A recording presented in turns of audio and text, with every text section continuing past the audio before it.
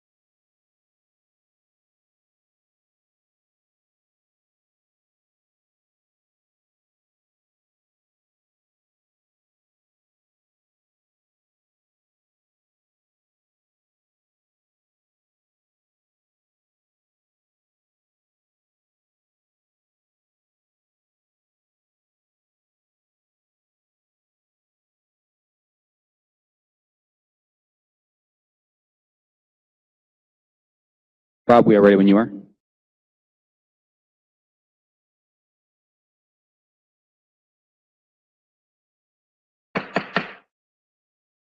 I call to order the December 11th, 2023 business meeting of the Cincinnati Board of Education. We welcome everyone and request everyone in the audience to silence your cell phones and electronic devices. Ms. Wagner, would you please call the roll? Ms. Bolton, present. Mr. Craig? Here. Ms. Jones? Here for the last time. Here. You need to stop milking this. Dr. Moffitt? Here. Mr. Morosky? Mrs. Weinberg? Here. President Lindy? Here. Members of the public who are online and wish to speak during our hearing of the public this evening may do so by clicking the chat button now. This chat feature will be open for your requests for the next 5 minutes. If you'd like a direct response to your questions, please make sure to share your name, your affiliation, your school community, your topic, and your contact information. As people review our agenda this evening, you'll see that item B lists our district's goals and guardrails. It was exactly a year ago in our last meeting of December 2022 that we approved these goals and these guardrails, which reflected months of engagement with our community, both surveys and focus groups, to hear what are the student outcome goals that are most important and what are the values that most need to be protected by this district. They have been on the top of almost every meeting agenda since then. And we're working very hard to make sure that we spend the majority of our time in our public meetings checking to see whether or not these outcomes are actually improving for children and whether or not the values are being honored.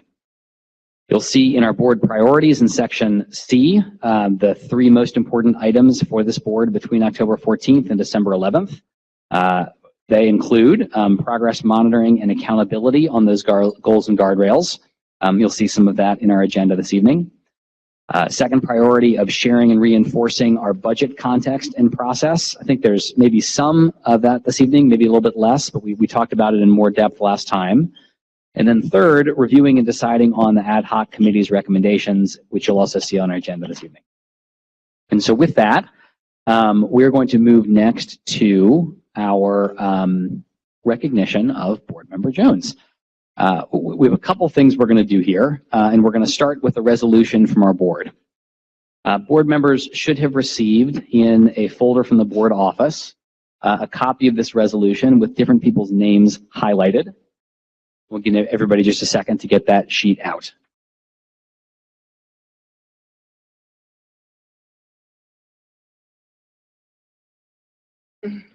Okay, does anybody not have a copy? Get one. Is she looking for the copy? Oh, it's for you. You don't get one. It's all posted on board docs, everybody. So it's all up there. Okay, so we're going to read this, and then we'll have a motion and a second, and then we'll have a vote on the resolution. So, Mr. Craig, would you start us off, please? A resolution recognizing board member Carolyn Jones. Whereas in November 2015, Carolyn Jones was elected to the Cincinnati Board of Education, serving a total of 8 years from 2016 through 2023. And whereas Ms. Jones previously served on the North College Hill City Schools Board of Education for 8 years and carried over her understanding of the issues impacting Cincinnati's children and families, which helped her to fulfill her responsibilities as a CPS board member. And whereas during Carolyn's term, she served as president of the Board of Education in 2018 through 2021 and served as vice president of the Board of Education in 2022. And whereas during her 8-year tenure, Ms. Jones had served as a member on every board committee. She chaired the Ad Hoc Board Priorities Committee and the Student Achievement and District Instructional Performance Committee. And whereas over the years, Carolyn was appointed to represent CPS on the following Ohio School Boards Association positions: Board of Trustees member, Diversity and Inclusion Committee member, Legislative Liaison, and Southwest Region Executive Committee member. And whereas Ms. Jones' skills were recognized by her appointments to the Activities Beyond the Classroom, ABC, the Business Advisory Council, and the Preschool Expansion Partnership Committee, and whereas the children of the Cincinnati Public Schools are the recipients of Carolyn Jones's institutional knowledge and history of the district and her passion and dedication to quality education for all children. And Now therefore be it resolved that the Cincinnati Board of Education expresses its deep appreciation to Carolyn Jones for her invaluable contributions to the education of the children of Cincinnati. And be it finally resolved that the Cincinnati Board of Education extends to Carolyn Jones warm wishes for continued good health, happiness, and success in her future endeavors. Is there a,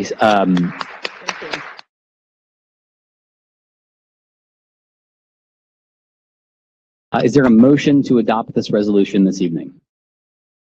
Thank you, Ms. Bolden. Is there a second? second. Thank you, Dr. Moffitt. Any discussion on this motion? yeah, Who would like to go first?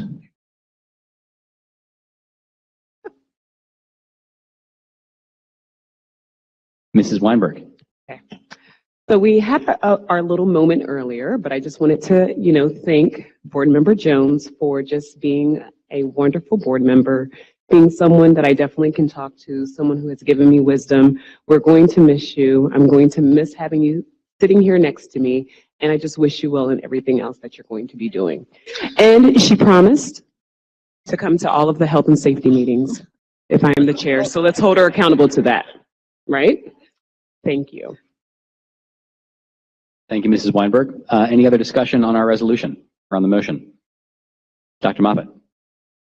So I'm really going to miss you for a multitude of reasons. Primarily because if you have ever watched a board meeting, she is like the mama on the left side and the other one is the mama on the right side. She actually went to school with my mom at Rockdale a long time ago. So my mom calls her the board mother.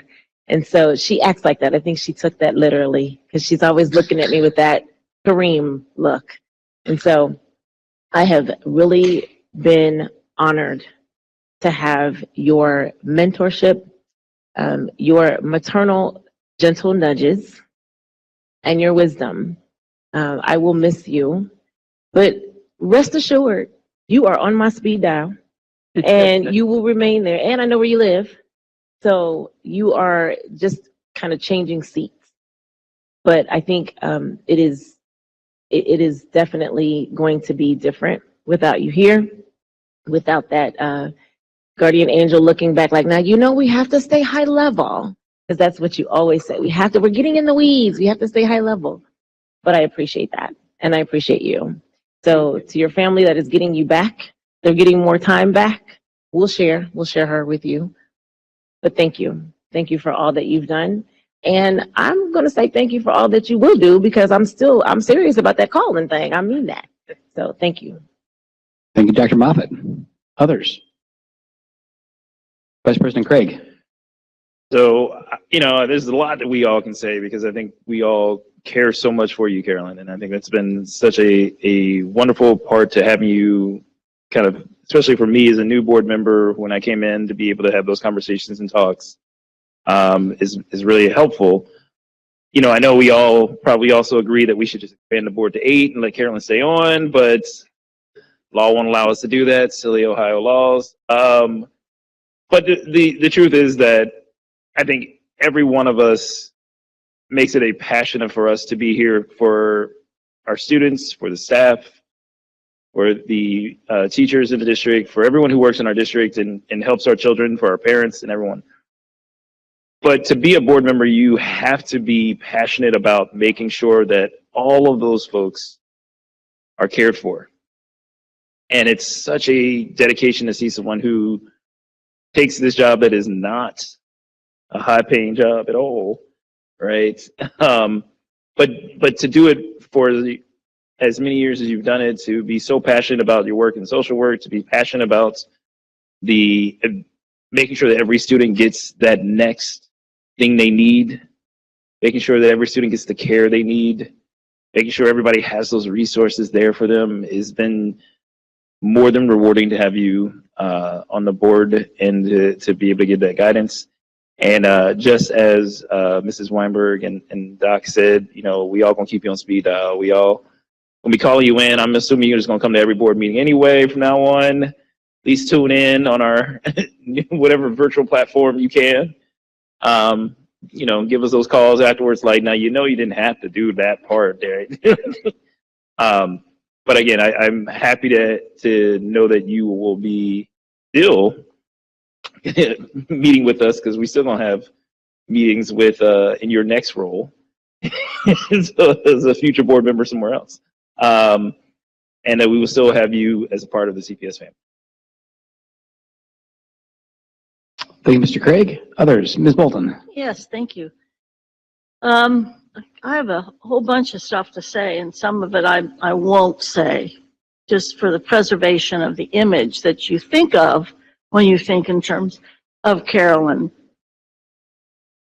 But I do have to say, I've been fortunate to serve with Carolyn these 8 years, and when I was on the board before she arrived, there have been very, very, very, very many very strong, very committed, very dominant, passionate people on this board.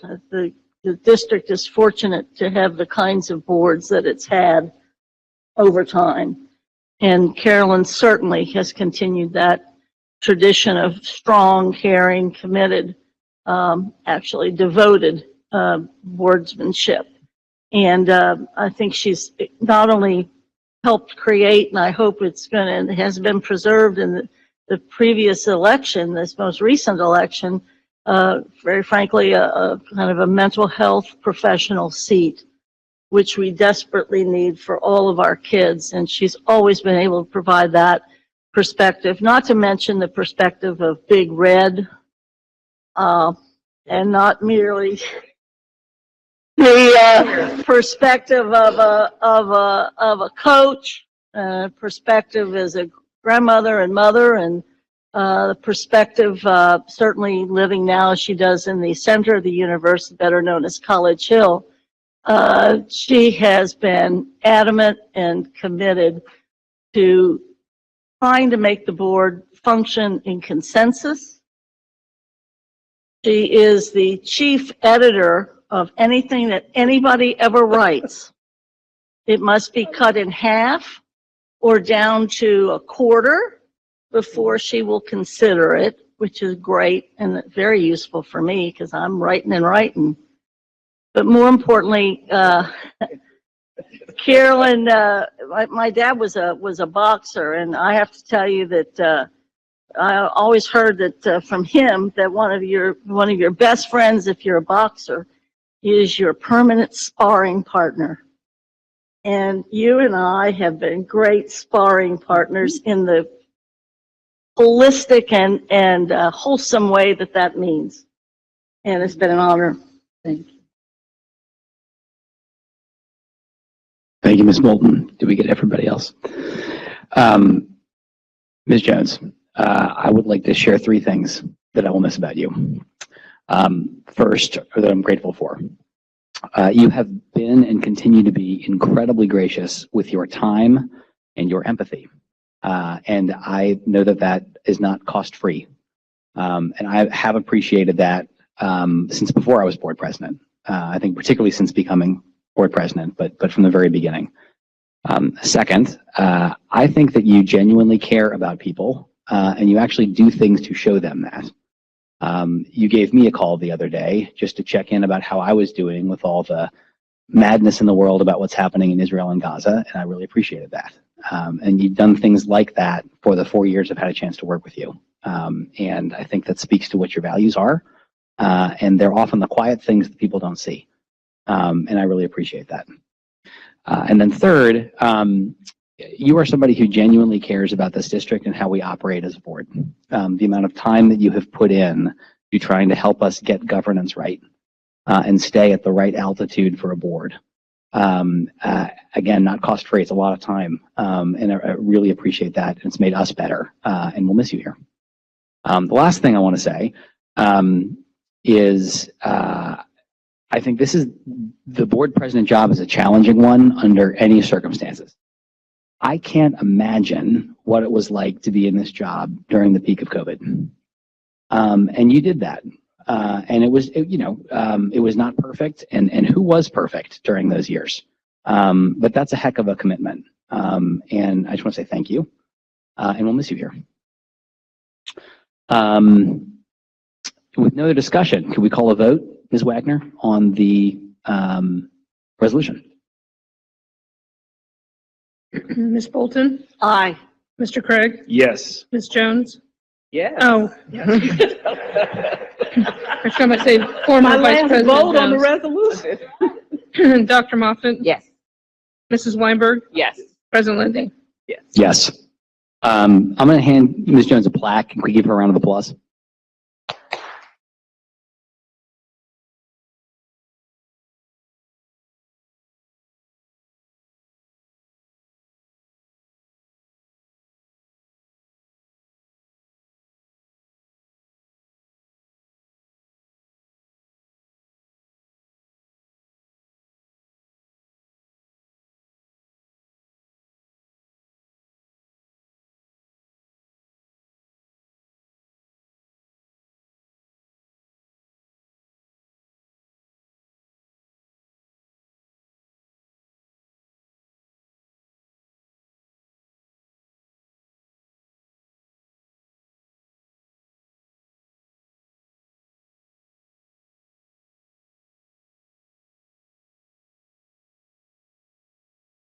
So we're not totally ready to move on yet. We're going to give the floor to Ms. Jones. I think there may be a couple other pieces here we want to make sure we do. Thank you. I've told a couple people that I didn't sleep well last night. And I kept telling myself last night that I was going to try to make it through this meeting without crying. But I don't know if I can live up to that. And so people have heard me say, ever since Dr. Moffitt gave me that timeline to count down, I have jokingly counted down every meeting. When the meeting starts, I always say, only got 30 more days or whatever it was. But I did it all in fun because truly, when you think about your life in terms of when you retire and all that, I put a lot of thought into this because I love what I do. And so leaving was a process. I mean, thinking about leaving was a process that I had to go through. And I am comfortable with that decision where I am. So what I want to do now, and I know we got business to take care of, but this is going to be fun. You're going to love this. I want to tell a story about me. And as my colleague here, she has been saying to me a couple days, well, how long is your movie gonna be? And it's not a movie, it's a very short movie, and it will tell you a lot about me. And then after that, if I could close with a few remarks, and then I'll be ready to move on. So if I could ask Rob to play my movie. Cecil B. Jones.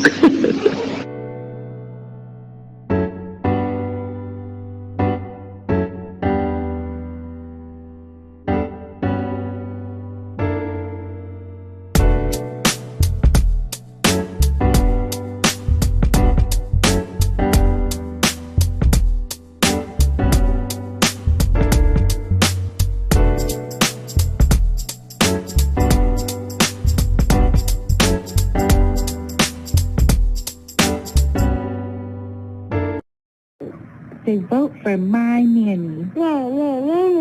Say, on Tuesday. Happy Tuesday. November 5th.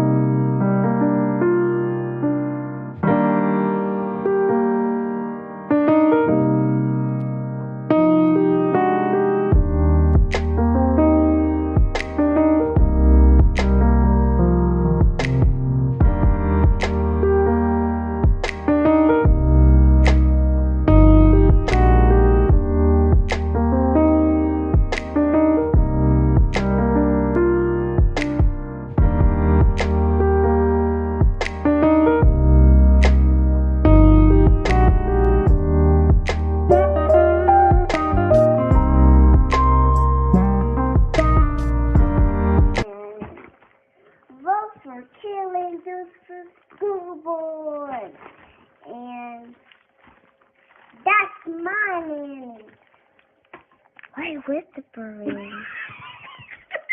Why are you whispering, Mommy? Mommy, say it louder. And I love her. And I love her.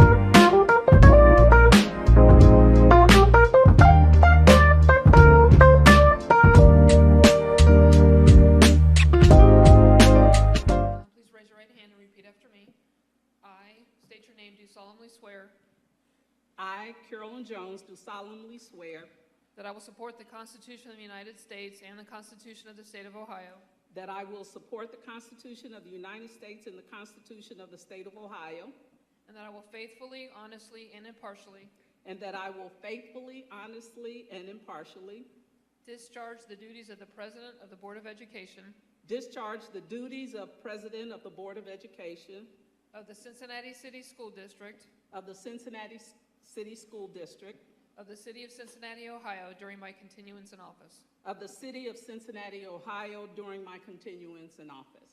Thank you. Thank you.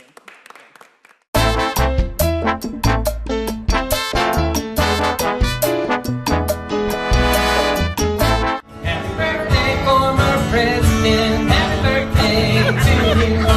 Happy birthday to you. Thanks for always being so nice to me, even when I wasn't there. Happy birthday to you. Take it down.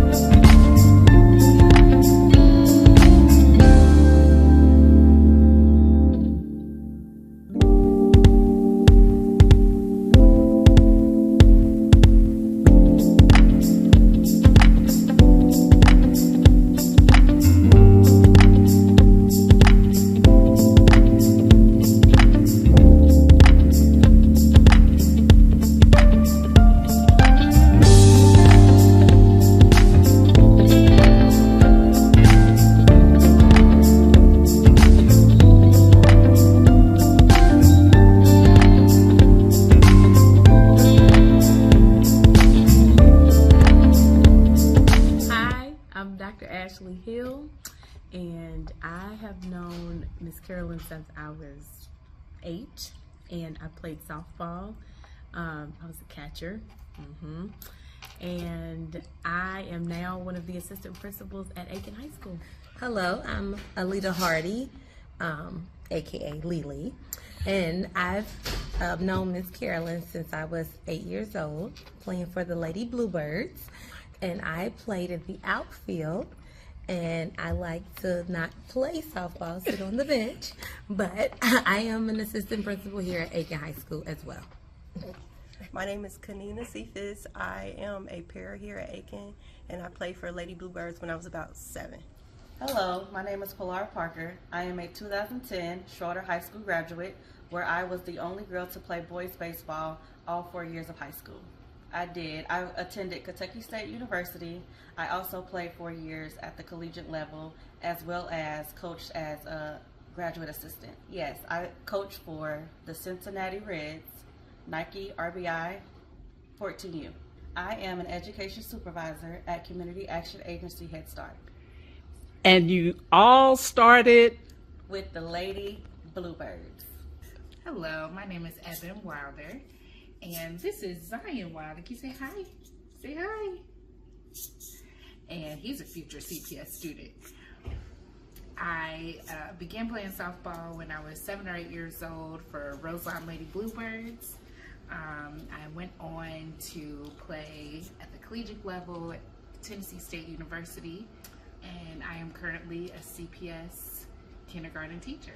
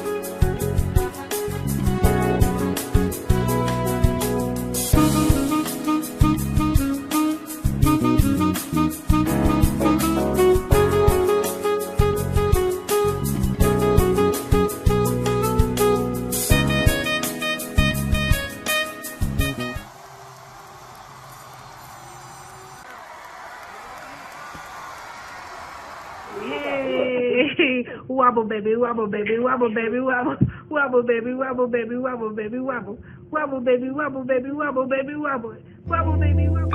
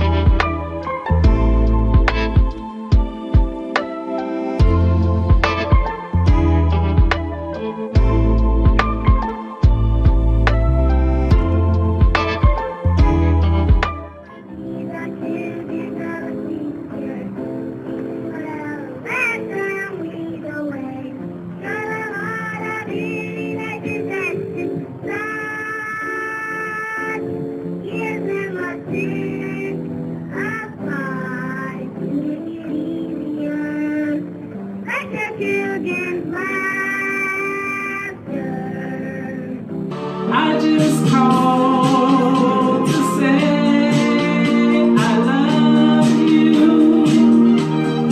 I just called to say how much I care. I do.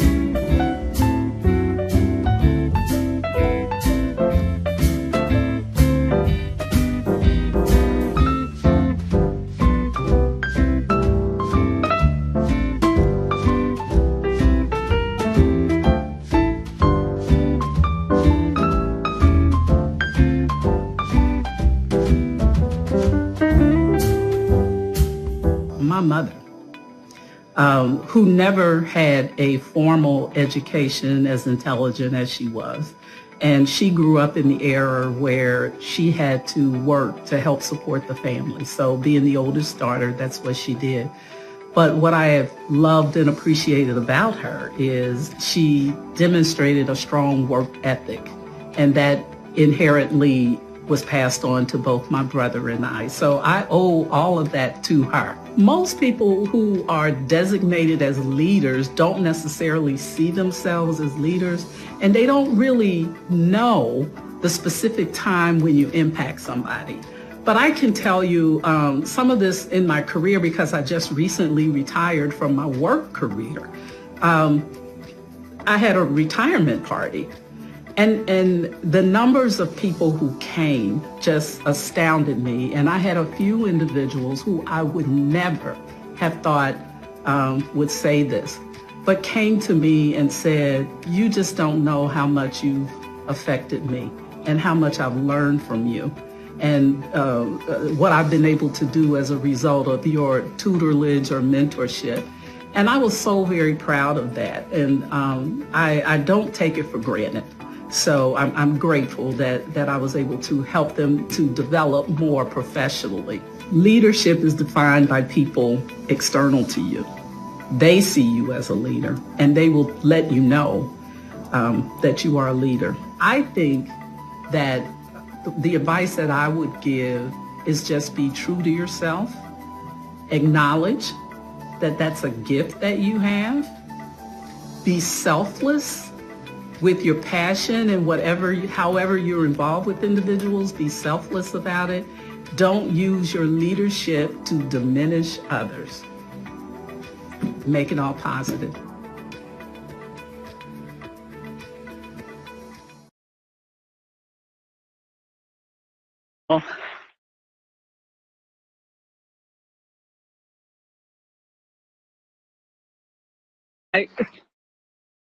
I promise, I know this meeting is not all about me. We got work to do, but I wanted to just take a few moments to make a couple of comments and offer a couple of things. But when I was putting this together, I tried to figure out how to keep it short. But I wanted to share my life and different aspects of my life with you.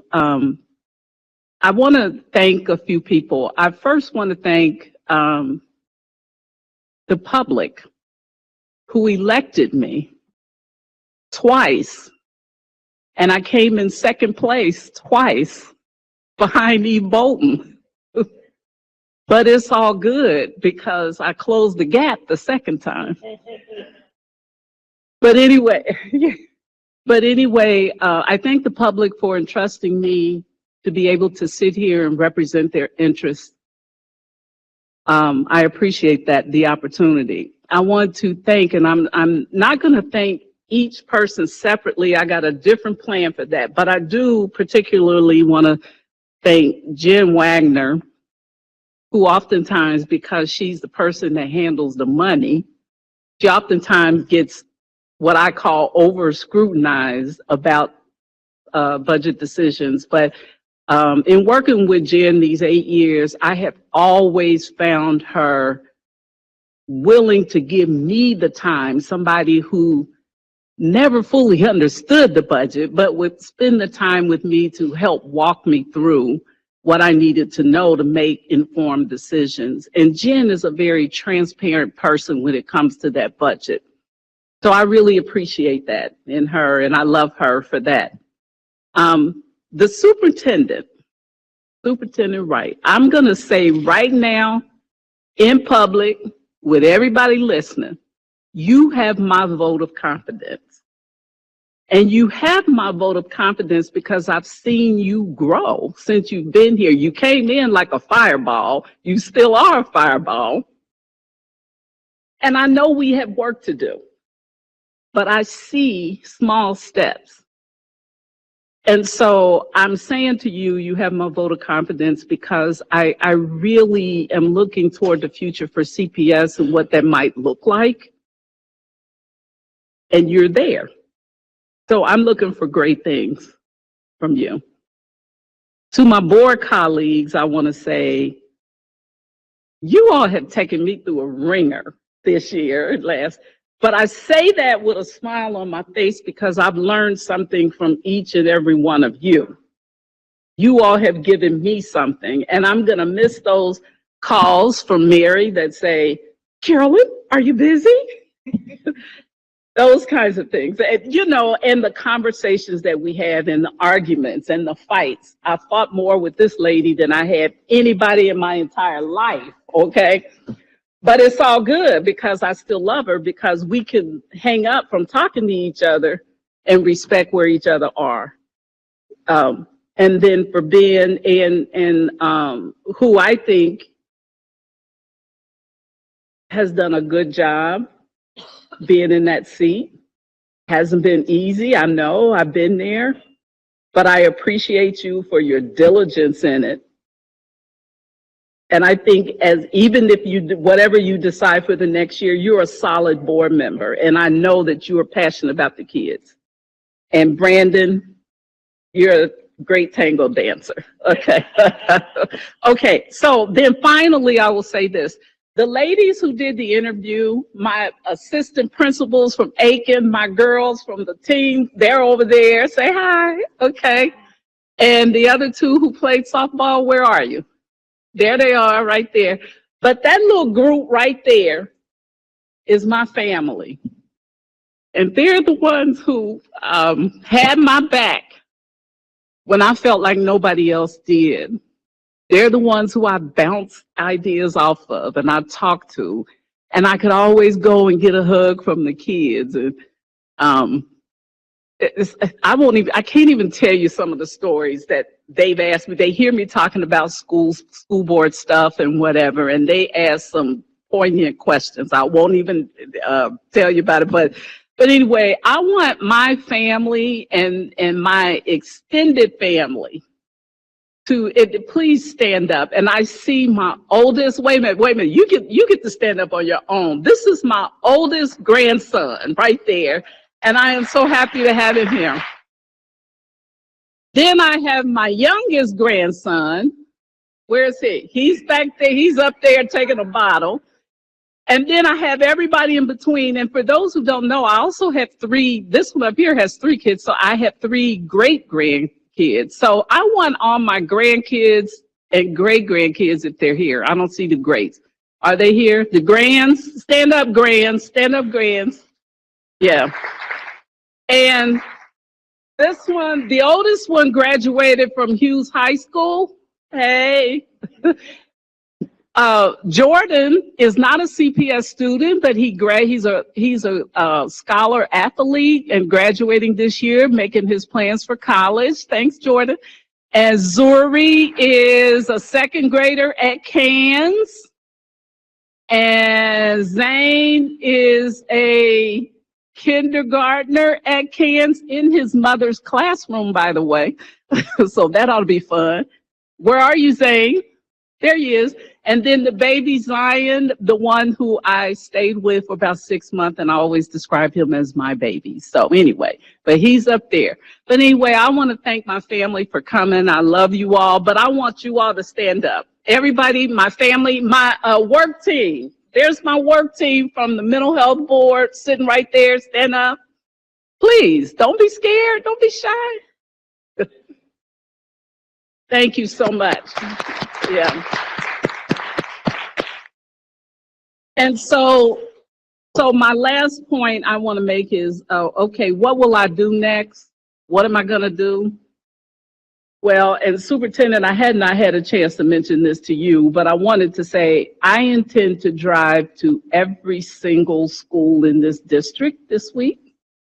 Only got 4 more days, but I'm going to make it this week because I want to personally shake hands with each principal. So I'm going to do my best to try to connect with them. So I want to do that to just say thank you.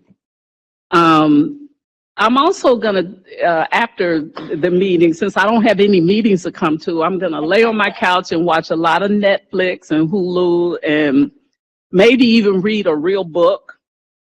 I am going to also trace my ancestry. I'm committed to that. I started it, but I haven't finished it. And I will also serve on behalf of the school district on the Cincinnati Preschool Promise Board on behalf of all preschoolers. And I will maintain my current position on New Path Behavioral Health Services, so I'll have that connection with mental health. And I think that's all I'm gonna do. So again, I'm done. Thank you so much for coming, and I appreciate everything that you all have done here, and I look forward to very, very good things happening in this district. Thank you.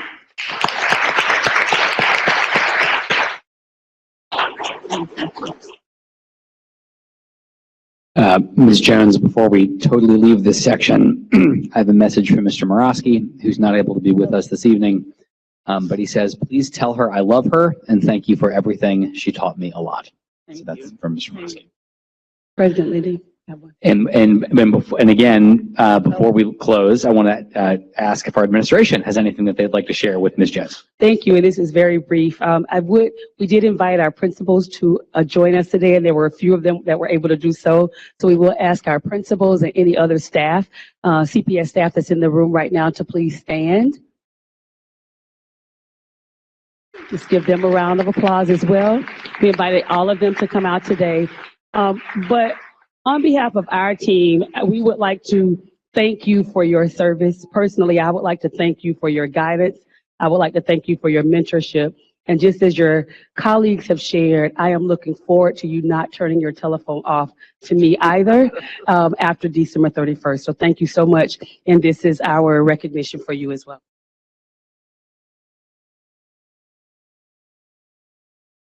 Oh, thank you.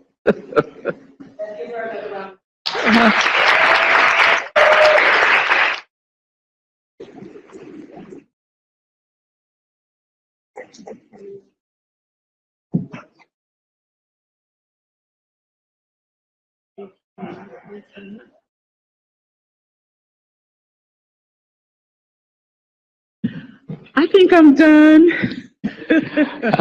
Thank you, Ms. Jones. Thank you, everybody who came this evening to help us honor and recognize her contribution over these last 8 years. And thank you for everything.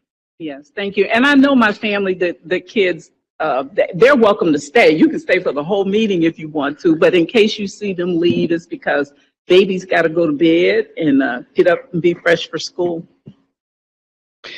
And one more thing, I neglected to mention, I have 3 great-grandchildren. I wanted to make sure they're not here, but 2 of them, the one you heard singing the song Greatest Love of All, he goes to Mount Washington. He's a 3rd grader, and Kennedy is a 6th grader at Mount Washington, and Malachi is a 7th grader at Withrow. So we are CPS through and through. Thank you.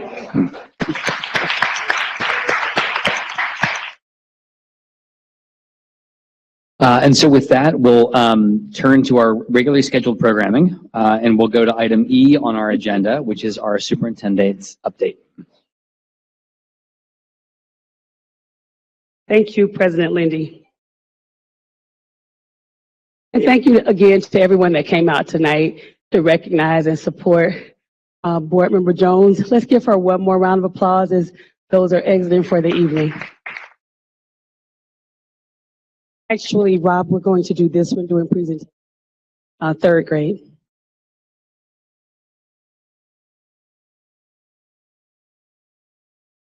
Okay, so we have some 3rd grade fall OST celebrations to share.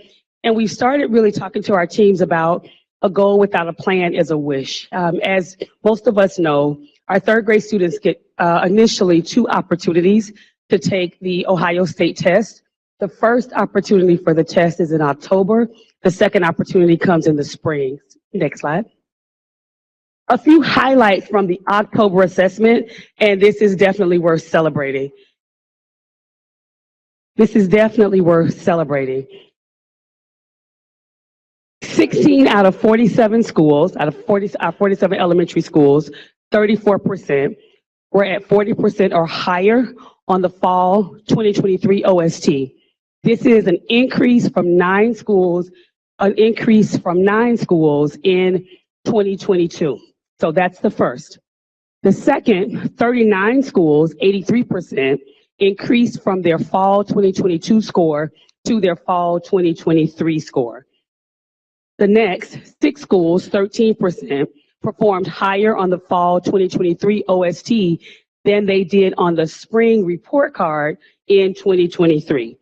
That's pretty exciting. And across CPS, we improved by 9 percentage points year over year. Fall 2023 OST, 37%, and fall 2022 OST, 28%.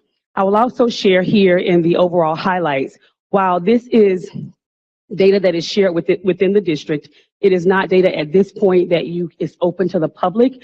The information that is open to us is the state's data, and I would like to share that we outpaced the state in our growth for third grade. So we increased by 9 percentage points from October 2022 to October 2023, and the state increased by 8 percentage points. So we will take that one additional point to work to close the gap. We do not have access yet to any of the other school districts because it is not public information yet. So to see all of the fall data for 2023, if we click on the link at the very bottom, as has become customary for us, the very bottom link, it gives you the overall data for each. And as you're looking at the data, it also lets you know which schools increased, by how much they increased, so it gives you the specifics for those individual schools. The reason that this is important, next slide, the reason that this is important is because once students have made their proficient score on OST, they've made that score. So all they can do is increase. So when they take the test again in April, if they increase on their score, then it's just better for them, but it's not as if they are working to pass the test because they've already made a proficient score. Next slide. Highlight 1, the 16 schools at 40% or higher in proficiency in fall 2023, and the schools are listed here on the screen. In the interest of time, I will not read each of the schools off to you, but I did want to share that as you can see with the number of schools that we did have that show increase, it's across our schools collectively. So we see just across the board schools that show improvement, and I think in looking at those schools, it really does give us an overall celebration. Next slide. The same for our highlight 2, and these are our 39 schools that increased from fall 2022 to fall 2023. I would like to note that the highest percentage point increase for fall 2022 to fall 2023 was Woodford with a 35 percentage point increase for their third grade students. Right after them was Rothenberg. Right after them, Rothenberg with 28 points, Euler with 27 points, Roll Hill with 21 points. And so it's really worth celebrating when we think about just the work that's happened in those spaces. Next slide. We can keep going. Next, highlight number, and the 6. This is the last one. Next slide, please. And these are our 6 schools that have already performed higher on their fall 2023 OST than they did on the spring 2023 report card. So the reason that that is also relevant is because their third grade score at this time is higher than the third grade score was on the report card at the end of the year last year. And those are 6 schools: Woodford, Rothenberg, Hayes Porter, Parker Woods, Reese Price, and Ami. And so those schools have already exceeded that for third grade. And I'll stop there. I'll open up and see if there are any questions for us. But I would like for us to give a round of applause to the schools. They did an amazing job. I also think that it's relevant to share that this also shows the beginning of one of those glimmers of the right focus. Our teachers are really working hard around our tier 1 expectations. They are collectively across the board using the curriculum. They are working with students around our small group instruction, as well as our paraprofessionals are really working in the tier 2 space as well. And so all of those things coming together give us some early warnings, some early signs that we are continuing to move in the right direction. Thank you very much. Thank you very much, Superintendent. Any comments or questions from board members?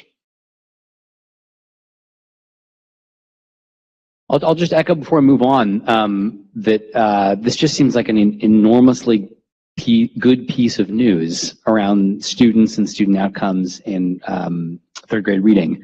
There's a lot of darkness out there in the universe. This is light, and thank you for that. I know we'll talk more in progress monitoring, but is there just a sentence or two you could share about where you think the improvement's coming from?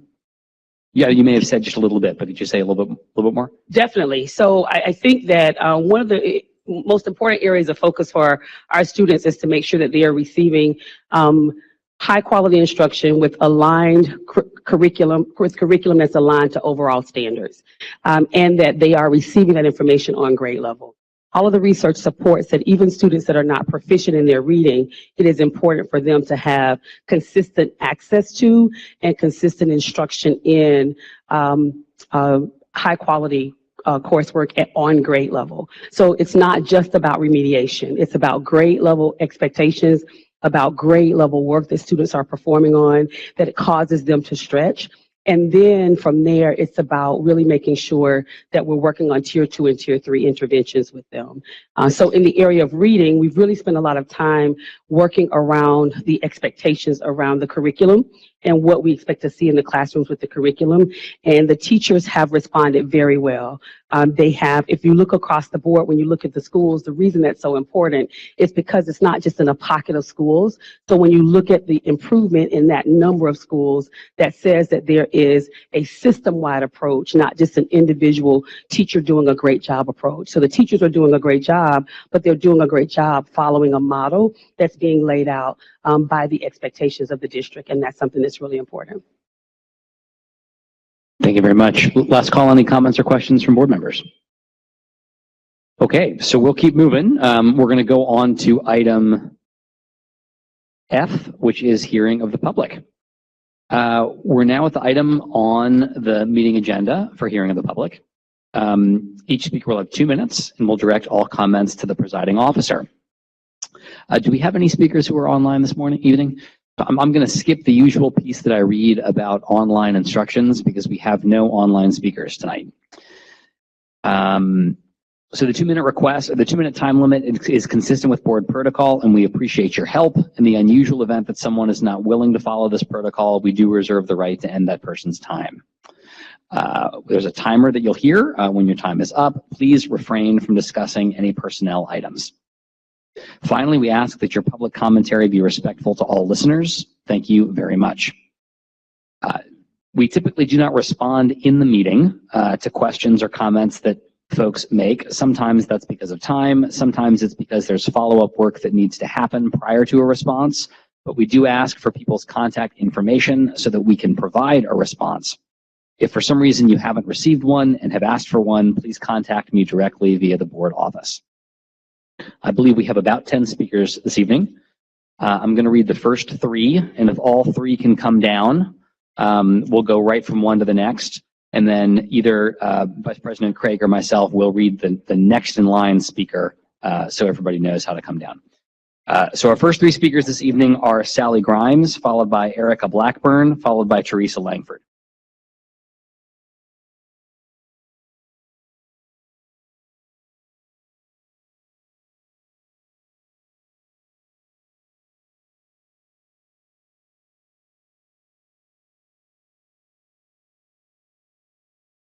It is on. Okay. Hello.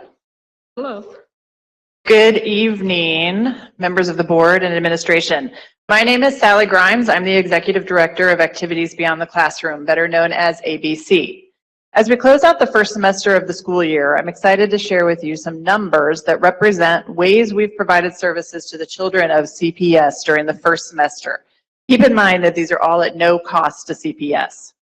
First, we have our ABC Youth Soccer Program. We had 450 students, 33 schools, 36 coaches, each of whom received in-person training from FC Cincinnati, and 1 day of fun at the end of season soccer celebration on November 9th. That program value is about $60,000. Under athletics, we've hired 2 full-time staff to support athletic directors throughout the district, and 1 athletic intern at Withrow High School to a tune of about $150,000. Regarding food insecurity, we've received a $40,000 grant from the Joe Burrow Foundation to feed student athletes. 115 student athletes receive 5 meals per week for an entire season thanks to a partnership with Le Soup. Jamar Chase provided 400 Thanksgiving meals at Silverton Elementary, and right before I came here, I was again with Jamar Chase at Woodford, where he gave 100 students toys, brand new Nike coats and hats, and fed them dinner. That total program value is about $75,000. When you talk about resource coordination, we're the lead agency at 14 schools, and we've provided top-notch resource coordinators who work with more than 250 partners to serve over 5,000 children. We've hired 1 full-time staff member to support these resource coordinators. And we've received about $35,000 above and beyond our contracts with CPS to boost the level of support for the children. Total value there is about $135,000. Other programs include KISSER, where we enrolled 49 students living in foster care in over 65 activities. Through ABC Clubs, we provided 38 different activities after school, 3 days per week. Is that my time? Can I go 3 more bullets? For 200 children in 5 schools. Through Fine Arts Clubs, we provided 23 different after-school arts activities. We also have hired a full-time arts education coordinator to focus solely on arts in the district. Thank you. Thank you. Thank you. Grand total, over $800,000 in the first. All right. Thank you. Up next is Erica Blackburn, followed by Teresa Langford and Ashley Garland.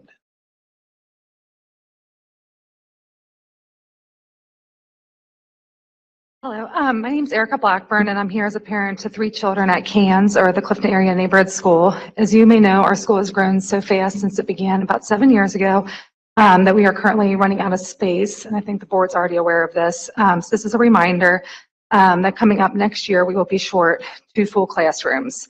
I'm here tonight to ask the board to interview and to align all stakeholders at for a high-level plan by next school year. I'd like to take a few minutes to explain why we're so excited about this school and why we also need your help.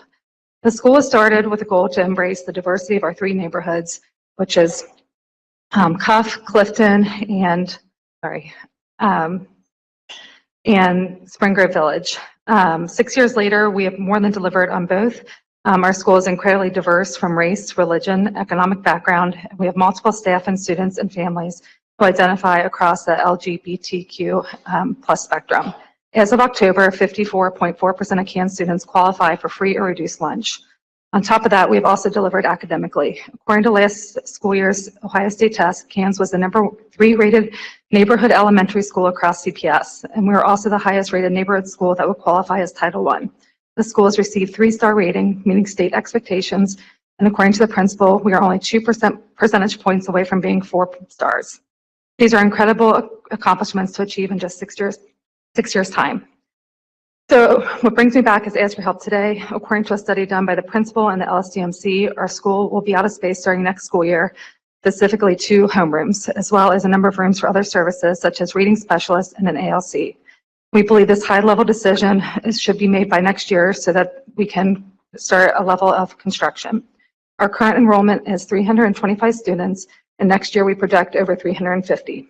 Our top concern is that if nothing is done currently now to make plans for the space for next year, that they will want to subdivide the auditorium, which is the only large space the school has.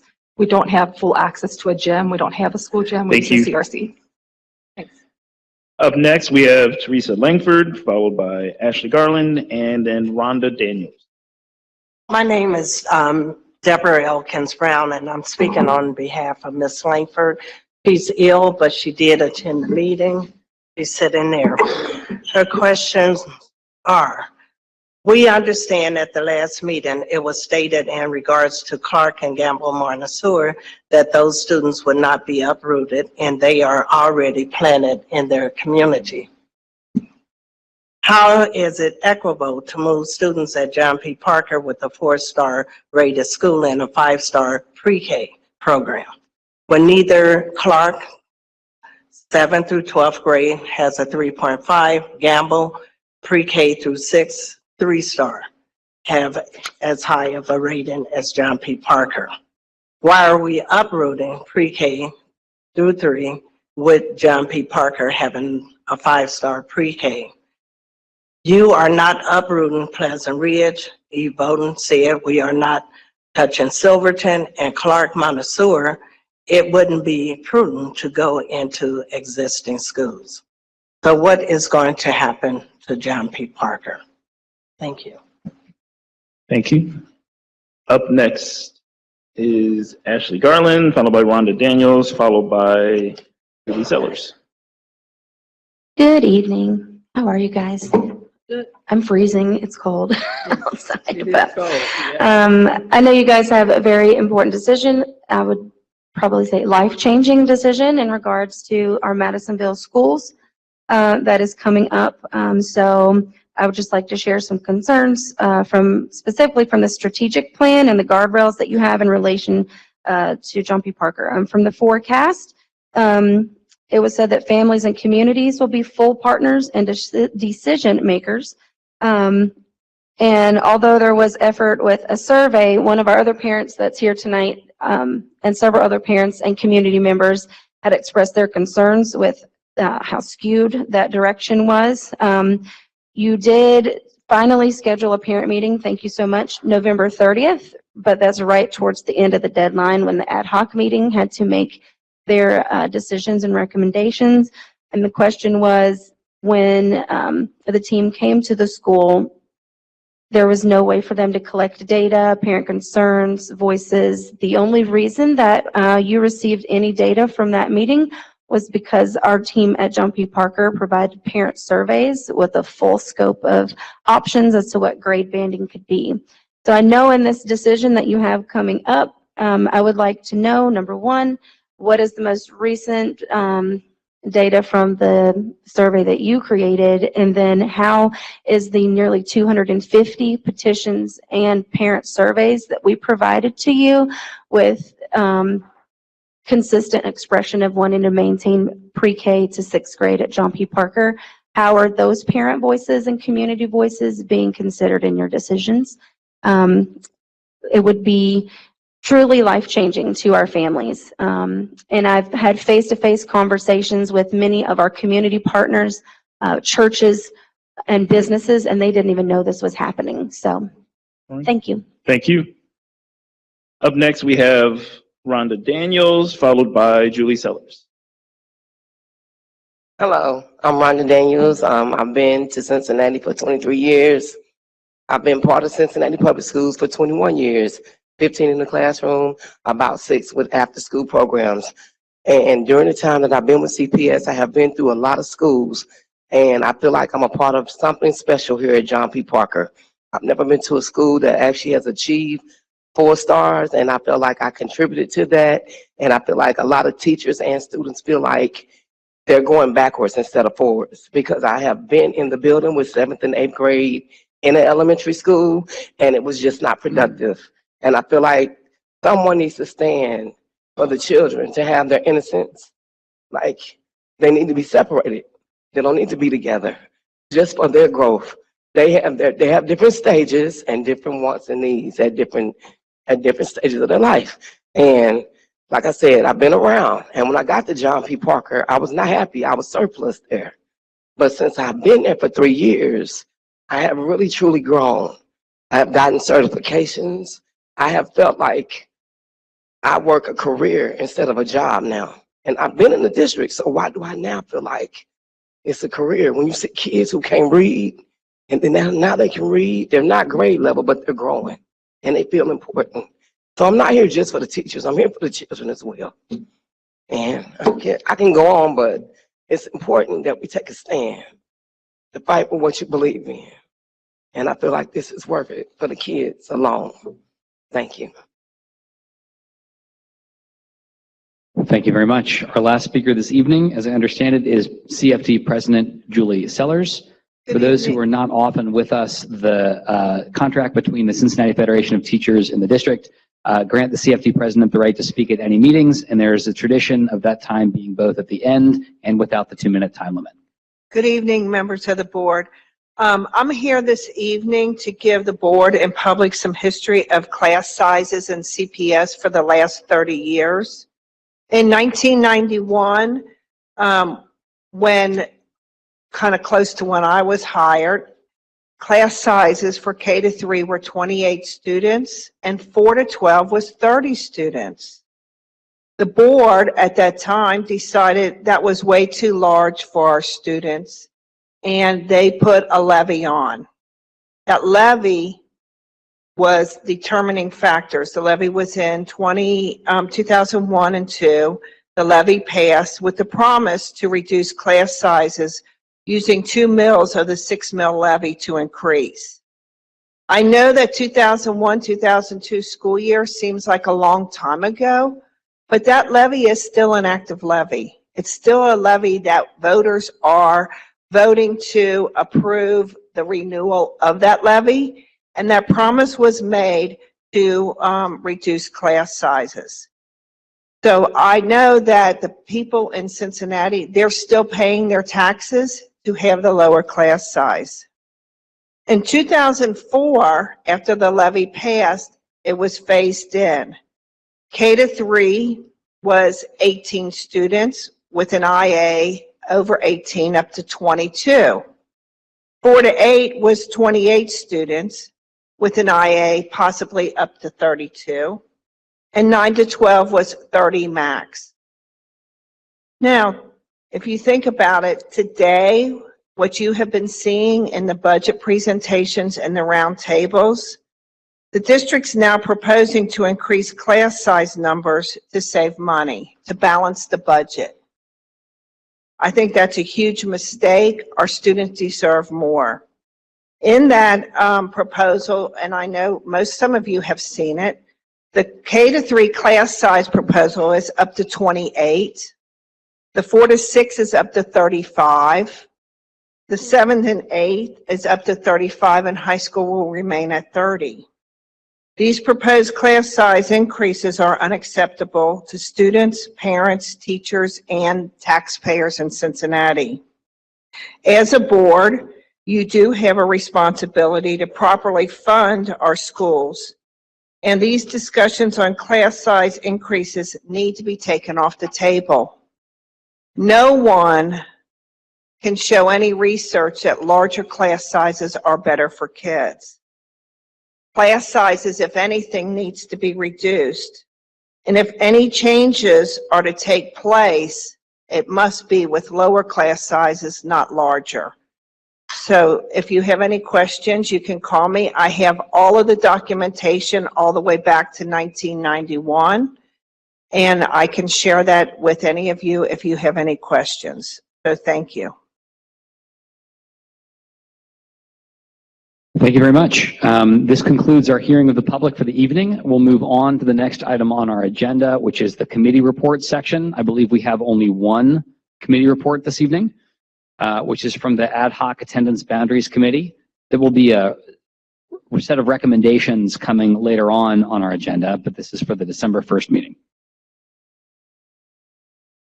So I will submit the committee report with one change. The date should be December the 1st, not the 5th.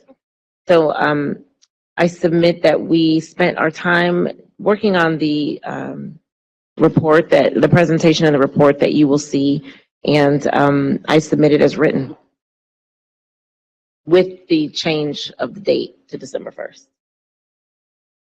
Thank you very much, Dr. Moffitt. This might be the shortest committee report we've had on record. Any questions for the chair of the Ad Hoc Attendance Boundaries Committee? Ms. Weinberg, I'm going to do my best tonight to see beyond Ms. Jones's flowers, but if I miss you, just raise a hand. I really want to make sure I don't miss anybody. Okay.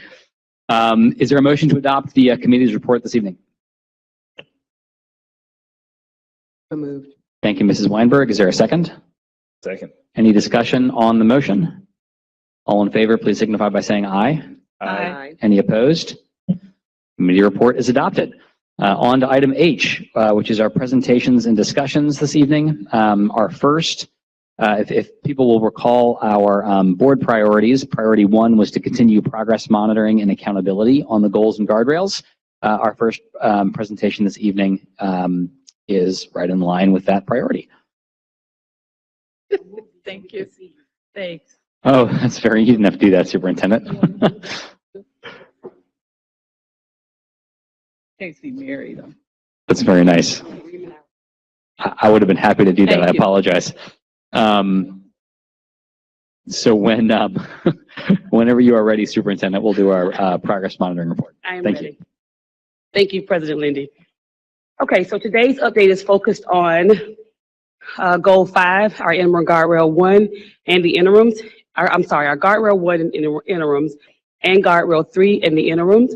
Our next update will be on Goal 4 and the interims, as well as our curriculum updates. Next slide. So the Goal 5 is the percent of students who meet the requirements for graduation will increase from 80% 0.8% in June of 2022 to 97% in June of 2027. For this goal, we are on track. The percent of students who meet the goal right now, when we look at the column for 2022, 2023, when we discussed this previously, we did not have the official data back yet. And as we know, for our report card, our scores for graduation rate are a year behind. So this is the score that will be on our report card for the upcoming school year. We did have a bit of an increase from last year's data to this year's data, 82.5% for all students, our Black students at 85.2, Hispanic students at 60.2, white students at 85.6, our multiracial at 80.1, general ed at 85.1, and our special education students at 73%. Our goal, again, is to get to 94% by 26-27. Our target for this year was actually 82%. So that means right now we've already met our target for this year. And so our goal this year is to make sure that we continue to increase in this area to keep us on track for our 94% by 26-27. Go back one slide, please. If you will also note at the bottom, we're not going to click into those into that data. But if you click on the bottom, as we have highlighted all of our hyperlinks, you can also see the full data sets for the hyperlinks and for the schools specifically. Next slide. So to recap why we think the data looks the way that it does. Number one, the key takeaway is we are ahead of pace. We are ahead of the pace that we had set for ourselves to get to the 94% by 2027. We see good growth across our student groups, and we'll continue to monitor our multiracial group closely as well, because that's where we saw our greatest challenge. And we do see in the notes, in the specific notes, we did see improvement at all high schools except 3. And so it's important for us to recognize that all of our high schools are showing improvement. We do believe with more of a specific focus, using our counselors that are working specifically with graduation as well and giving them some additional strategies, we'll see an improvement in those areas as well. And we show that in next steps. So continued emphasis and support for the role of the graduation counselor, who is really working with the cohorts as well. So it's not just the high school students, but one of the things that we notice in our data is that our students get behind before they get to their senior year, and then they're not caught up before they get to their senior year.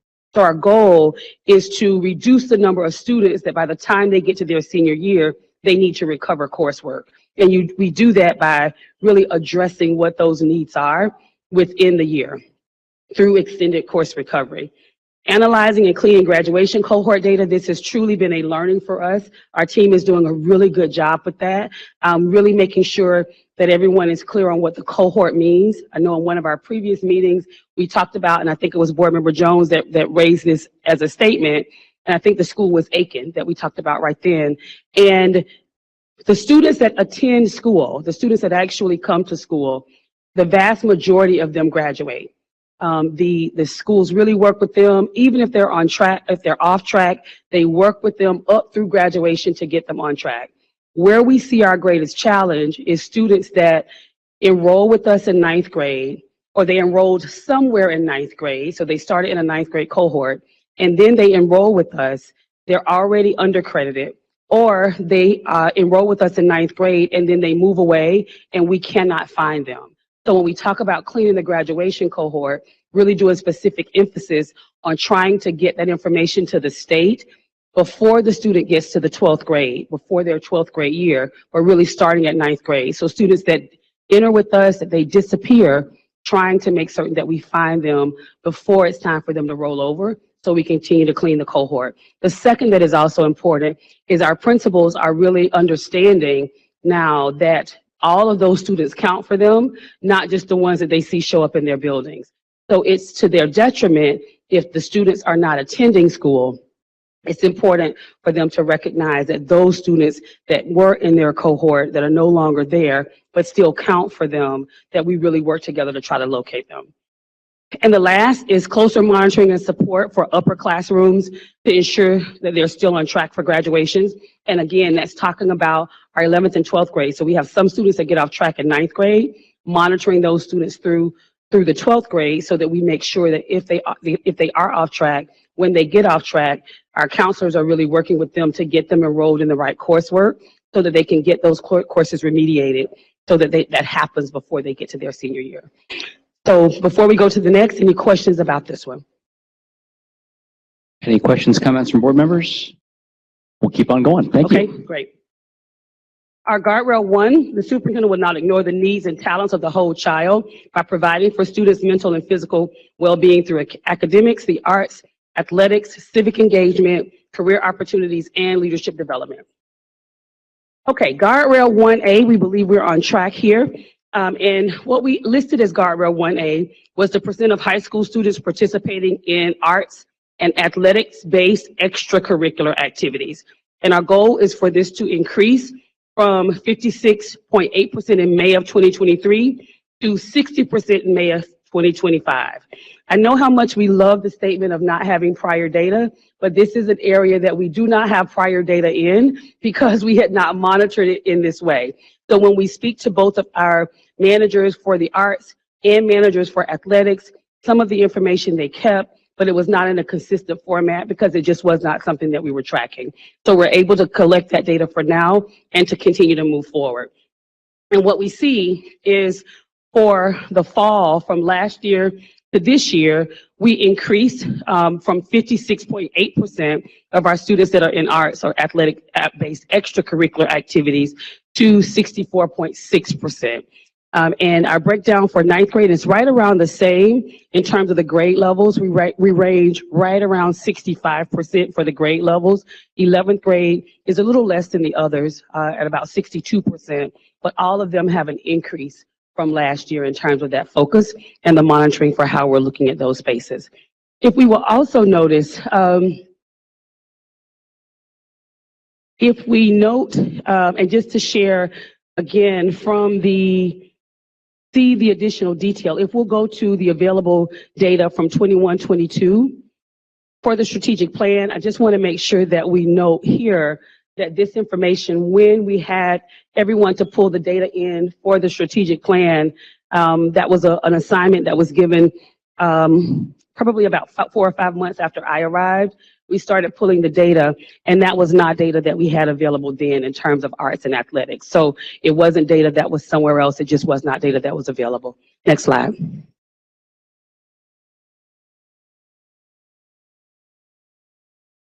Okay, the percent of elementary school students who have a favorable response or sense of well-being on the Panorama survey will increase from 56% in May of 2023 to 60% in May of 2025. And we actually see where we have already surpassed this particular target, which is really positive. Our students they showed an increase overall from last year to the fall of their own sense of well-being in their schools. And so that really goes along with the questions that are being asked as a part of that survey and the way the students responded to it. So we increased from 56% last year to 62%. So we are on track, but not only are we on track, we have already surpassed that particular target. And it's across the board in terms of our ethnicities. The lowest area that we see here is in special education. That's right around 58%, but everywhere else is in the 60s in terms of students and their feelings around well-being. And all of the school level Panorama data, I know that was requested before, I did share that, but I also want to note that it is listed here on the hyperlink in the slide as well. Key takeaways, overall, we see large growth in athletics and arts participation with participation consistent across all grade levels, as I shared earlier. Improvement for every student group in the sense of well-being, and a 6-point increase is truly significant for the number of surveys that we give because, as we've shared before, a 1-point change in the number of surveys is considered statistically significant. So to go 6 points up in just that 1 year is really cause for additional attention. Our overall next steps is to continue to explore expanded options for whole child development, including elementary and our junior high feeder programs. Continue to work to consolidate data entry and collection for extracurriculars in one place moving forward. So one of the things that this process is really showing us is that along with focusing on the goals and guardrails, you have to have a data management system that allows you to collect all of that information so that you're housing it somewhere, so that as you're moving from year to year, you already have a process for collecting the information. So that's one of the areas that's a continued focus for us. And the last is schools have reviewed Panorama data and are updating improvement plans for the spring. So the important part about the Panorama data is not just looking at the data and admiring the data, but where are our areas of growth so that we can celebrate those things, and where are the areas of focus so that collectively we can do a plan of action around those areas.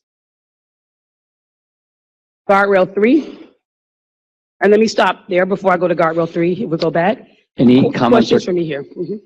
I'm so sorry to interrupt. Okay. I think we're asking the same question, which is any comments or questions on the next part of the report? Vice President Craig. Just have one question, and it really is just more for clarification. Students who are counted in participating in athletics and arts, is that just at the school level, or does that include any additional like extracurricular programs that are offered through some of our other resources that we have? It's only extracurricular at the school. So if they're at the school and there's additional programming at the school, that's included, but not if they're doing it outside of the school. Thank you, Mr. Craig. Any other comments or questions? Let's keep moving. Thank you. Okay. And our last one for tonight, the superintendent will not allow district communication to be unresponsive or lacking in transparency, community sensitivity, or inconsistent with the expressed values of the district. Guardrail 3A, the percent of parents and caregivers who have a favorable response for school climate on the Panorama survey will increase from 62% in May of 2023 to 66% by May of 2025. This is also an area where we believe that we are on track for the area. We started in 2022. There is not data prior to 2022 for Panorama because we did not give Panorama district-wide. Before then, we did not survey students or families before 2022 in a formative way that we could actually review the information. So in the fall, for 22-23, we were at 62%, and these are the questions that are answered asked as a part of that. And for the fall, this past year of 2023-24, we were at 72%, which represented a 10-point increase. The one thing that is of note here is I would like to ask the board for a little more direction in terms of how good is good enough.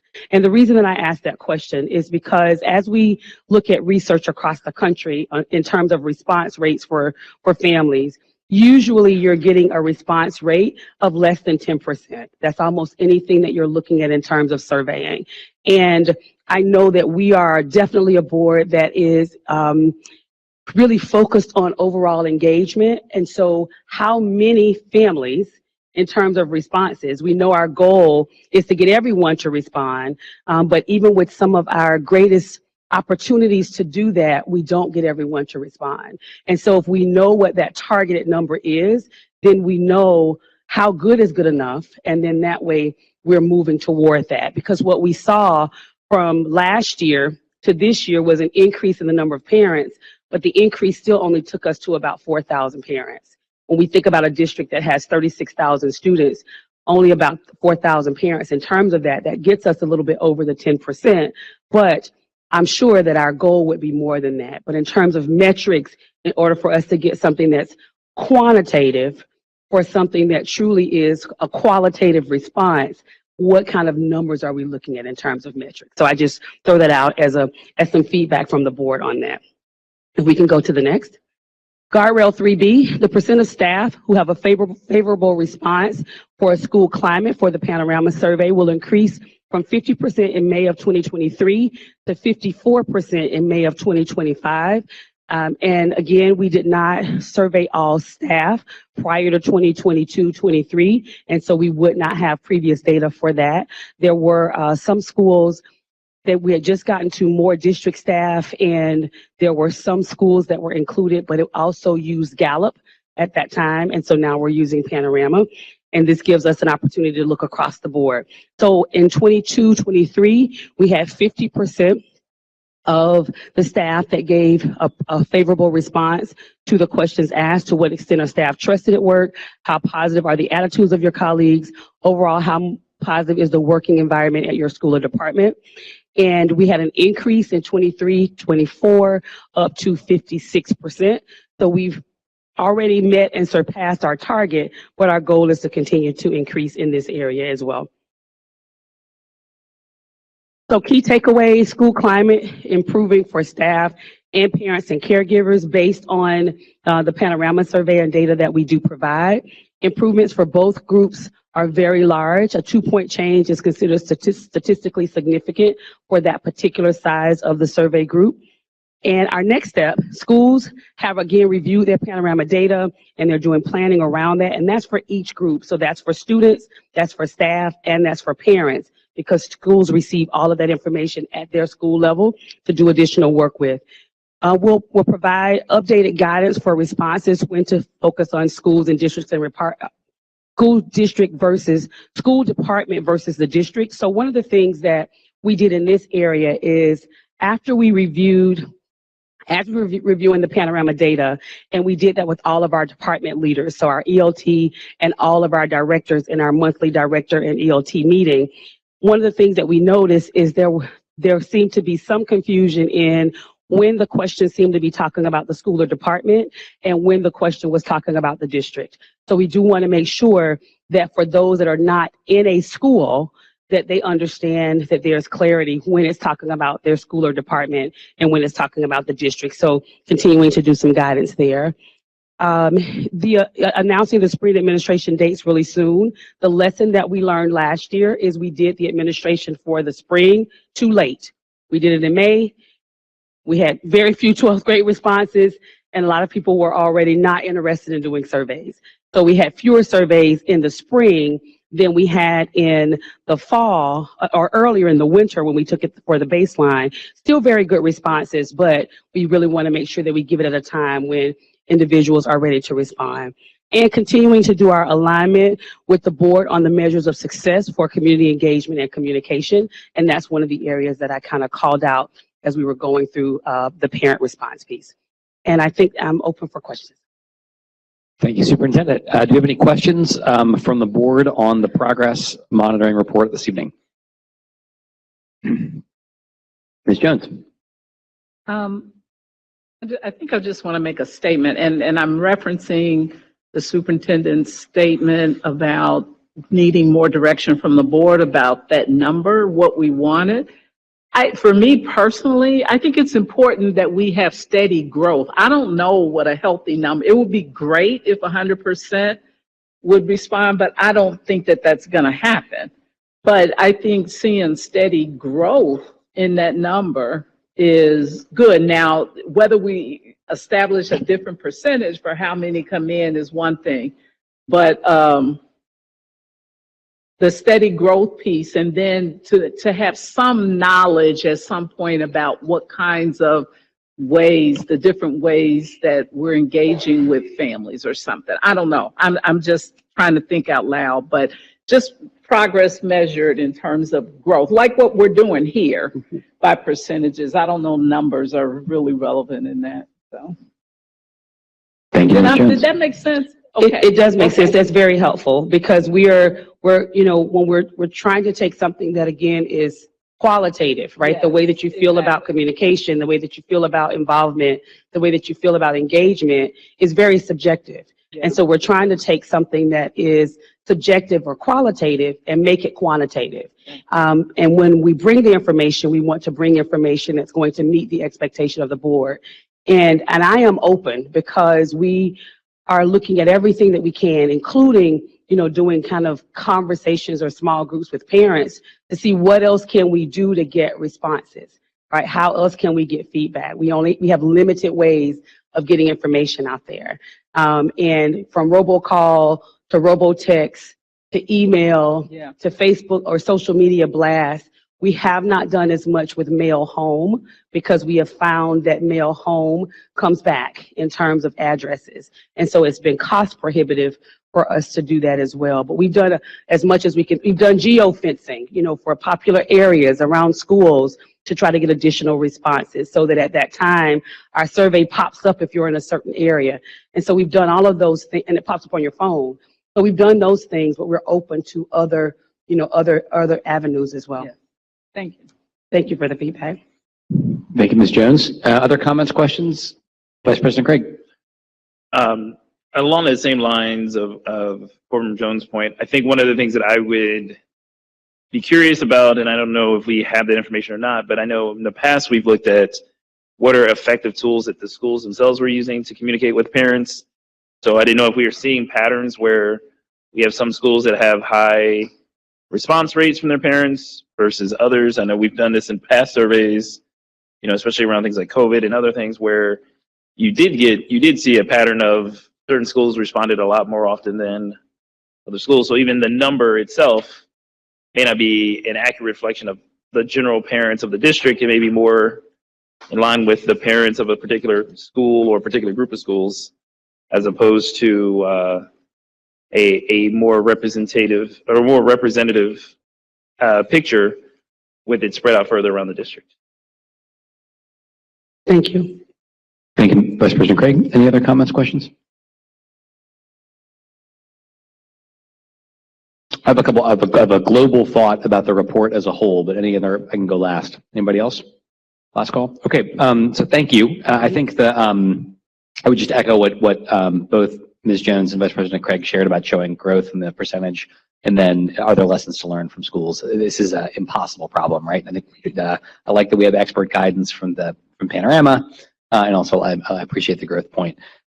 Before we move on, and we're going to invite our governance coaches to join us here for our next item on the agenda in just a second, I wanted to just step back and look kind of big picture about what's changed over the course of the last couple of years when it comes to governance and accountability. And I wanted to express my deep, deep gratitude for the hard work of everybody who's on this stage.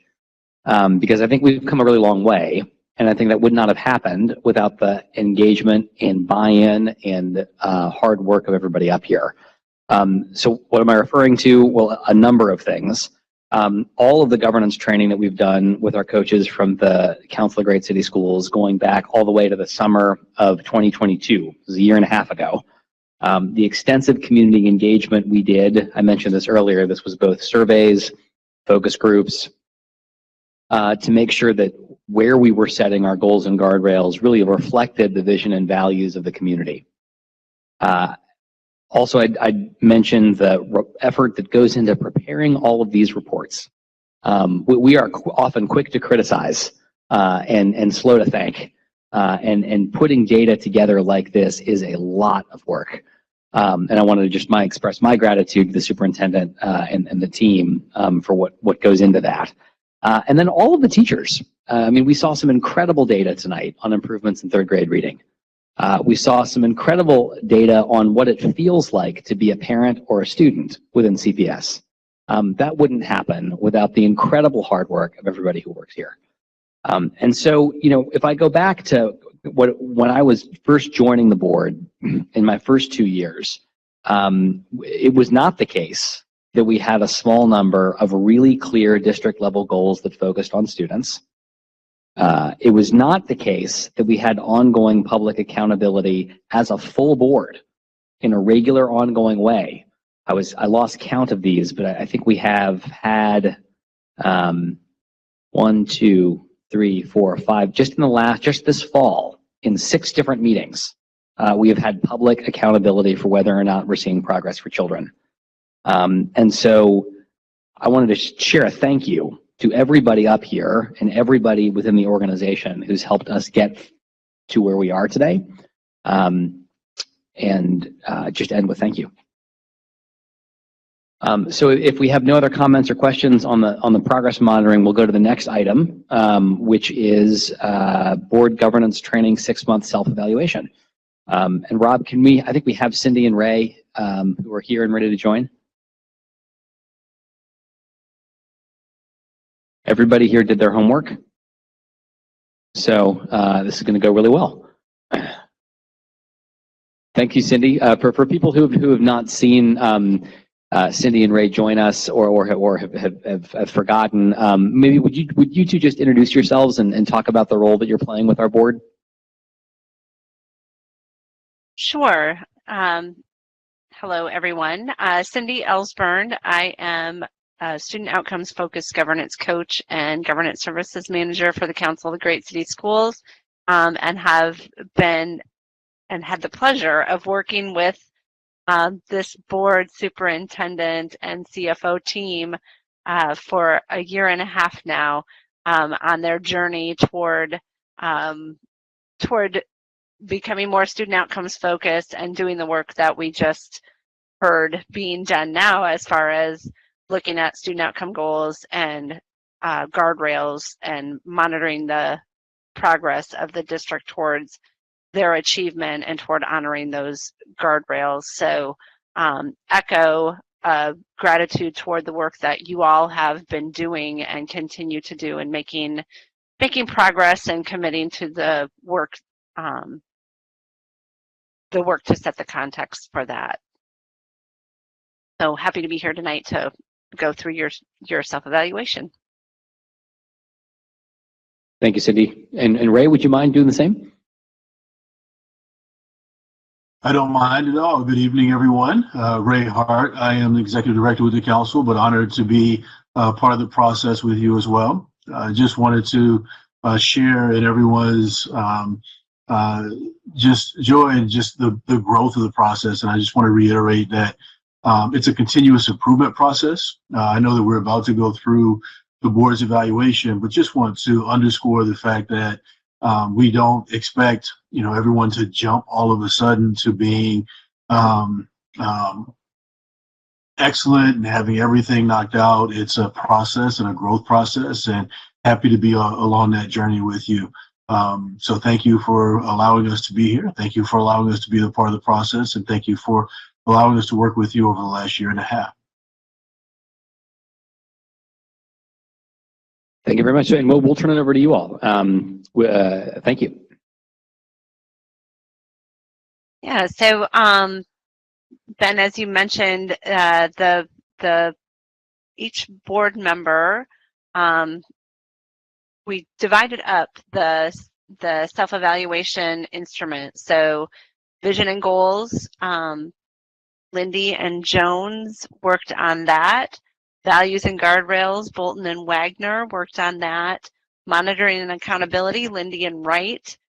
Communication and collaboration, Craig and Weinberg. Unity and trust, Morosky and Moffitt. And continuous improvement, Jones and Craig. So I think what I would ask it would be that we go one by one through each of those and report out on if there's been a change since the last time you all did the self-evaluation, and what score you came up with, and if there are any noticings that you've had or anything that you believe would be a next step for the board to work on. Does that work for everyone to proceed in that way? You have people nodding their heads here, Cindy. Wonderful. So vision and goals is the first one, and that is Ben Lindy and Carolyn Jones. And Carolyn Jones, congratulations on this being your last meeting, and wish we could be there to have recognized your service as well. So appreciate your service and your continued work toward this as well as you are rolling off. Thank you. So my take in Ms. Jones, I think you can tell me, I think we see this pretty similarly, but you can tell me if you disagree. I saw really everything in that approaching student outcomes focus column. Yes. I felt pretty good about that. I think we have work to do to get the meeting or certainly mastering, but I do think we've seen a lot of progress and a lot of improvement over the last 6 months. Yeah. I think this is the area where we've done most of the work. I mean, we started this work, and so I think we've given more emphasis to it. So Mr. Lindy and I agree on where we are with that, with this process. So do we need to give a score? We don't need to give a score. I think well, the score I had was a 10, just because I checked all the boxes that were in the orange/yellow column. Yes. And I know that other board members did not fill out that portion. What I would, looking back at your previous score, you were all at 35 before, with the idea that that those other items in that green and blue column have been met. Is there something that you notice that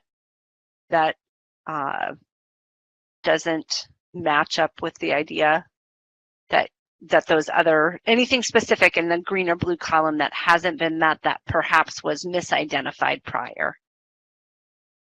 No, honestly, Cindy, I really appreciate the reminder that we were at 35 last time. I think that just skipped my, I tend to be a harsh grader on myself, and so I didn't feel comfortable going above 10. But as I read those, we did use a process that included students, parents, staff. We do have interim goals that are predictive and influenceable. The board and the administration have relied on this root cause, because I remember this conversation about what does a root cause analysis look like from last time. Yeah. Who was it that column? Yeah, so Ms. Jones did it correctly, and I'm the one who screwed it up. There you go. That's pretty standard.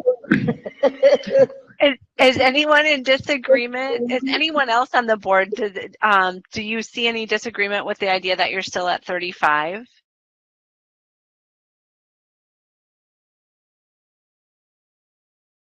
And Ben, if you can help Great. me out. So we just need to get other people involved to give us all the points, and then I will. Yeah. Thank you. Yeah, and the only thing that I'm going to mention about that is that in that mastering student outcomes focus, we would anticipate that you will, as you continue working through this process over time and engaging community and staff and parents and students, that you'll get better at that you'll improve and become more inclusive over time of more inclusive and or be communicating, having that two-way communication in a way that they're going to continue and build on expressing ownership of the adopted goals. And I think also the predictive nature of the interim goals, that's always a continuous process as well, because sometimes the first iteration as you move through, and Ray, please jump in here as well as you, if you hear where you might lend to the explanation. But sometimes interim goals can be an iterative process as you move through them and discover whether or not they are indeed predictive, but to the best of ability that they have been chosen for predictability.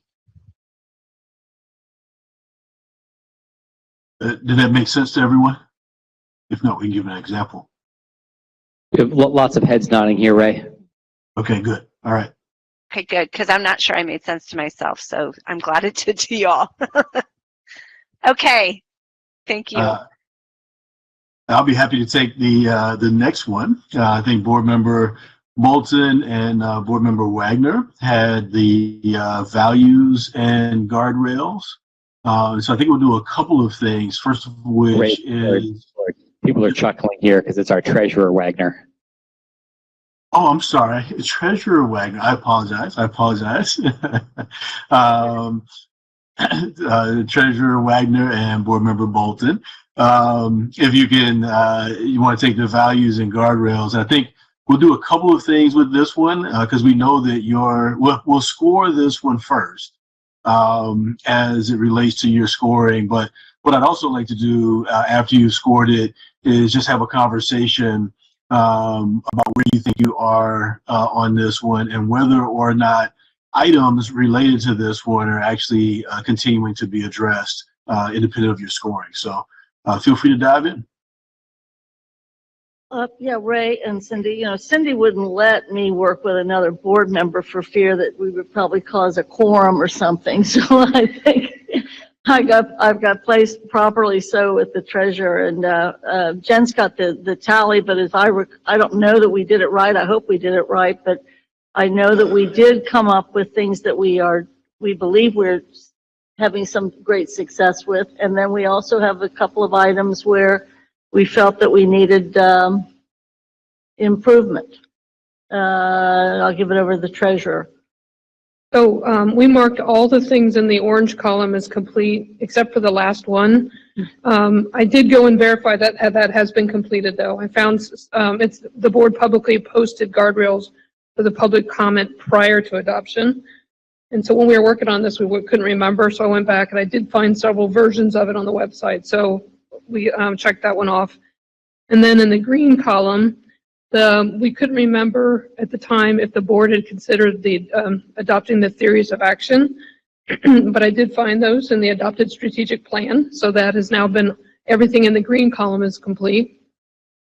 In the blue-purple column, the first two items were complete, and the last one, which is in addition to the guardrails on the superintendent's authority, the board has adopted 1 to 5 guardrails on its own behavior and evaluates itself against them at least quarterly. So we felt like that was the area that needed to be complete, although I would argue I the want the board treasurer bylaws. to announce that because rather than me announce, but yes, say a little bit more about that if you would, Jen. What we still need to work on? You're putting me in a really awkward I know, situation. and I'm loving it. The board behavior. Board behavior. And I didn't know I didn't participate in the last time you did this, so I don't know how it was scored, and I don't understand how you were doing the weighting or whatever. So I'll let you score it. Great. I think so. So Jen, just to help you.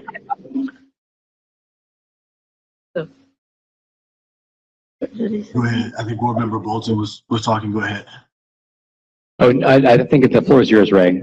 Were you trying to get something in there, Ms. Bolton? No. I was. I just wanted to share with Treasurer Wagner that the way the scoring works, if you look at the top of each of the columns, and this is just to bring you up to speed, you have to make sure that all of the items in each column are addressed in order to get the points for that column. So essentially, all of the items in the first column need to be addressed in order to move on to the approaching. And then all of the items in approaching need to be addressed before you can actually get 5 points and move on to the column that is meeting student outcomes focus. So each column is dependent upon every single item being addressed in that column before you can get the points and move on. Does that make sense? Yeah, so do you add, if they accomplish everything in the orange column, they get 5 points, and everything in the green column, they get 10, so it's 15 points? Or is it just you get to green, so you get 10? You get to green, you get 10, correct. Okay. So I don't know where you were the last time you did this. So can anyone help with where you were the last time?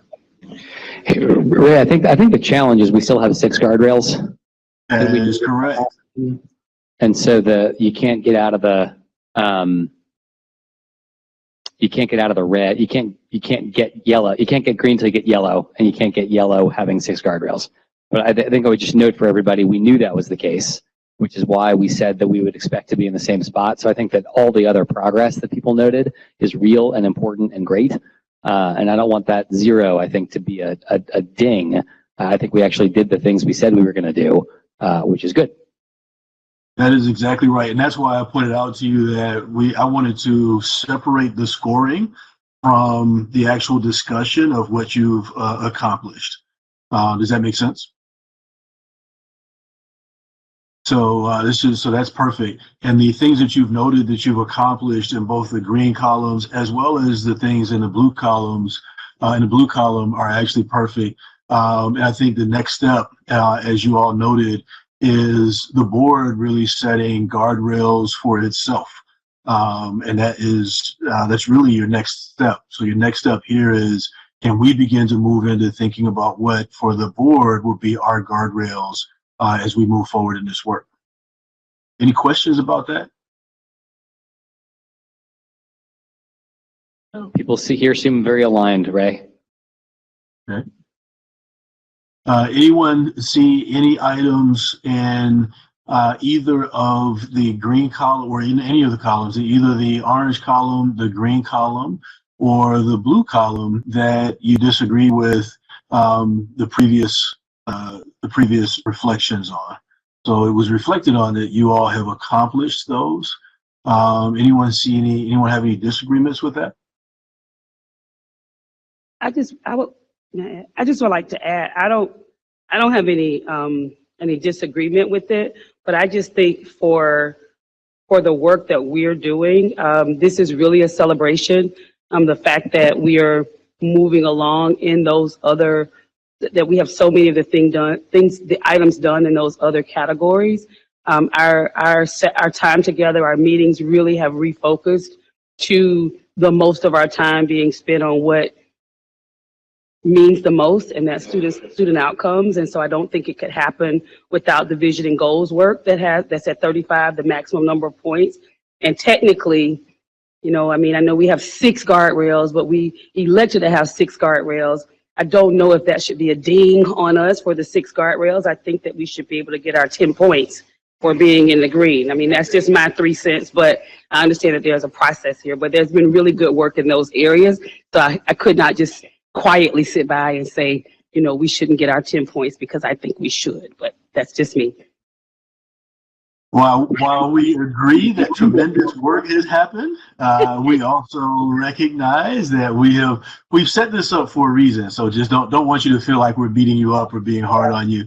But yes, absolutely, it's an opportunity to celebrate despite the scoring, which is why I wanted to separate the two. But it is an opportunity to celebrate where you're going in the progress. And if you recall, when we started this process, we did our first review back in May, if you recall, and we shared with you at that time that it was a work in progress, even though a number of things at that point hadn't been hit, both even in the vision and goals, in the values and guardrails, and even as we go on. But we mentioned that this is a continuous improvement process. So absolutely, I want to really celebrate with you the continuous improvement. I think you can get a feel now as you started to go through some of these, how it's actually getting better. And it actually feels like you're making progress. So hopefully that you'll start to feel that as we move forward. So thank you. Thank you for that.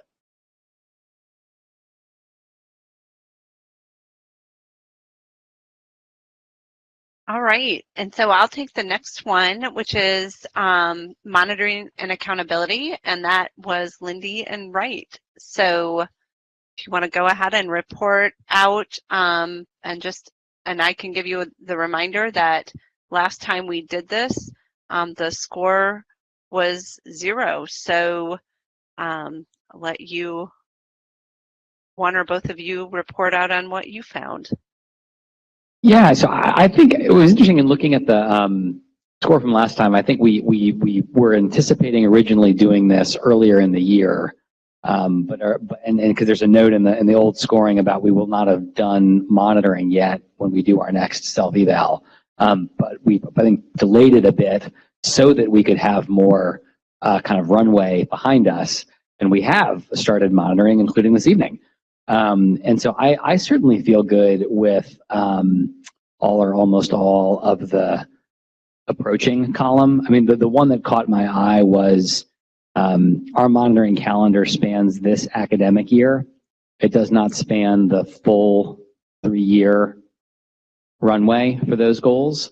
But as I was sharing earlier, this is just a lot of steps forward, you know, so I think there's a lot of progress to celebrate. But Superintendent, what did you think? I think I would agree. I think I would want more clarity on when we think about a longer span allows for more focus, or shorter allows for less. And when we think about our guardrails or our monitoring calendar, we organize our goals and our guardrails such that we could monitor them twice a year, as was the expectation for how the setup was done. And so if we were going to go to longer, especially with some of the conversations that we've had, I would just have questions about what that looks like, because I would still imagine that we would be reviewing those goals and guardrails at least twice a year. So I would need more clarification in that space. And I think I agree with President Lindy in the other areas that I think pretty solidly we're at a 10.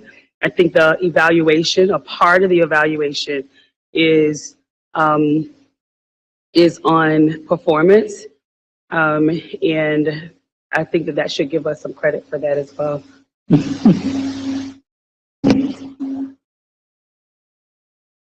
So I want to clarify this. You say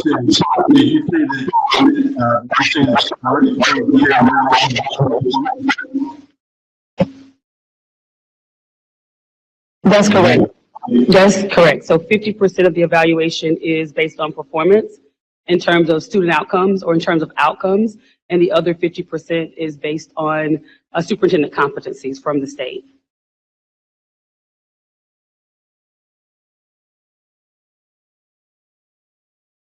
And do you think that meets this requirement? Not the way that it's written, it doesn't. The word only in there in that last bullet is doing a Right. lot of work, Ray. You know, if it were instead of only to be substantially or even primarily, I think that might feel a little bit different. It's definitely not only. Okay. And maybe would you be willing to say just a bit, you know, Ray, about that last bullet because truthfully, like when we set up the current, the most recent evaluation system that we've used, it predated us adopting our goals and guardrails. So I think there's an opportunity here to strengthen this going forward. Can you talk just a little bit about kind of the rationale behind like linking the superintendent's evaluation to the goals and guardrails and making sure that that's, here it says only, and that seems like a lot. Here it says only, and it says only for a reason. I think a couple of things. The first of which is, one of the things that you want to do as a board is you want the superintendent's focus, and we say it here, to be on the board's expectations and goals. And so you want to be able to say, we want all of your focus on hitting those things in both the goals and the guardrails that we've identified. Now, are the state competencies that you have identified, are those codified in state law for the superintendent? So in other words, are they legal requirements or are they recommendations from the state? I believe that they are recommendations, but I would be out of my depth if I said for sure one way or the other. President. Ms. Bolden? The standards that are used regarding the superintendent standards for evaluation or measurement are adopted by the Professional Standards Board and adopted by the State Board of Education when it had power. So it's I hear you saying it's state regulation? It's codified.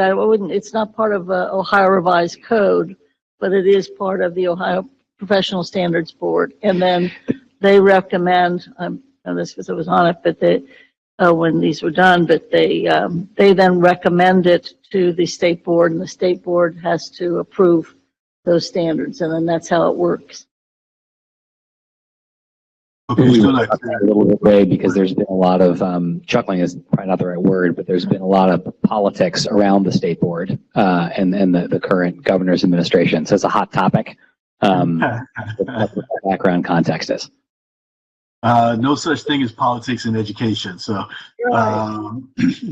But no, I think, so from our purposes, there's a couple of things. The first of which is, if it's codified either as in state law or it's a regulation that the district follow the set aside guidelines for evaluating the superintendent, then that's one thing.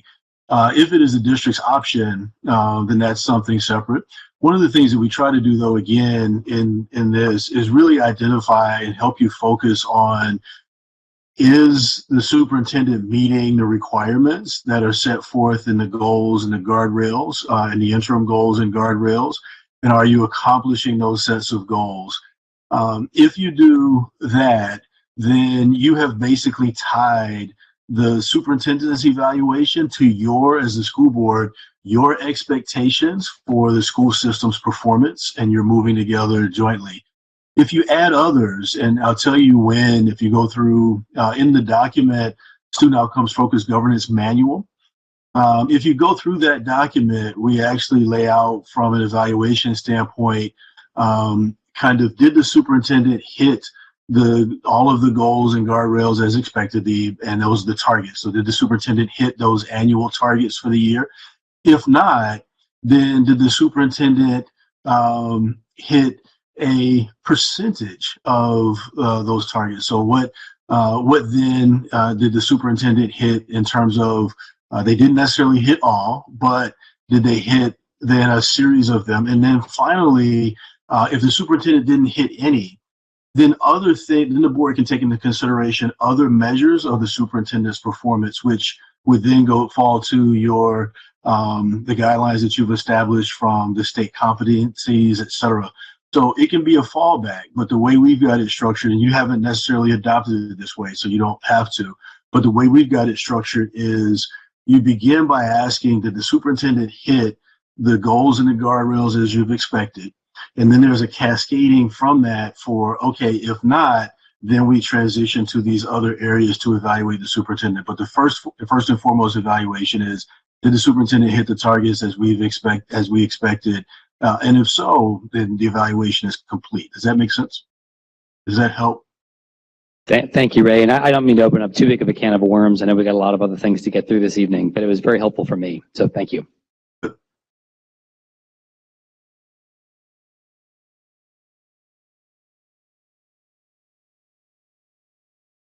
All right, other questions?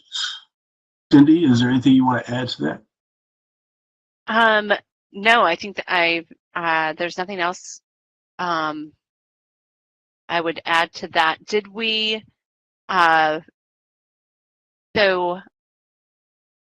what did, I'm not sure if I heard what score, if I did hear what score it was, I didn't write it down, but where would you I can rate help. yourself? Yeah. Because the monitoring calendar doesn't span the length of the board's goals, I don't think we can give it a 10 yet. But I think it's in the same category as the last one, which is there's been a truck ton of progress. And I would hate that 0 to get in the way of that fact. That's all. Yes. So I would agree. There are a couple indicators that haven't been met, but it does not mean that the progress that has been made shouldn't be celebrated. And I think I also heard that perhaps we can provide more clarity at a future time around what a monitoring calendar that spans that full lifespan of the goals would look like, and that can be a conversation that Ray and I would be able to offer offline or to talk about further with you, Superintendent Wright, about what that could look like. Thank you. You're welcome. So we will move on. And moving on, board members Craig and Weinberg have the communication and collaboration. And just as a reminder on communication and collaboration, that was a 0 the last time you did your self-evaluation. Where are you now?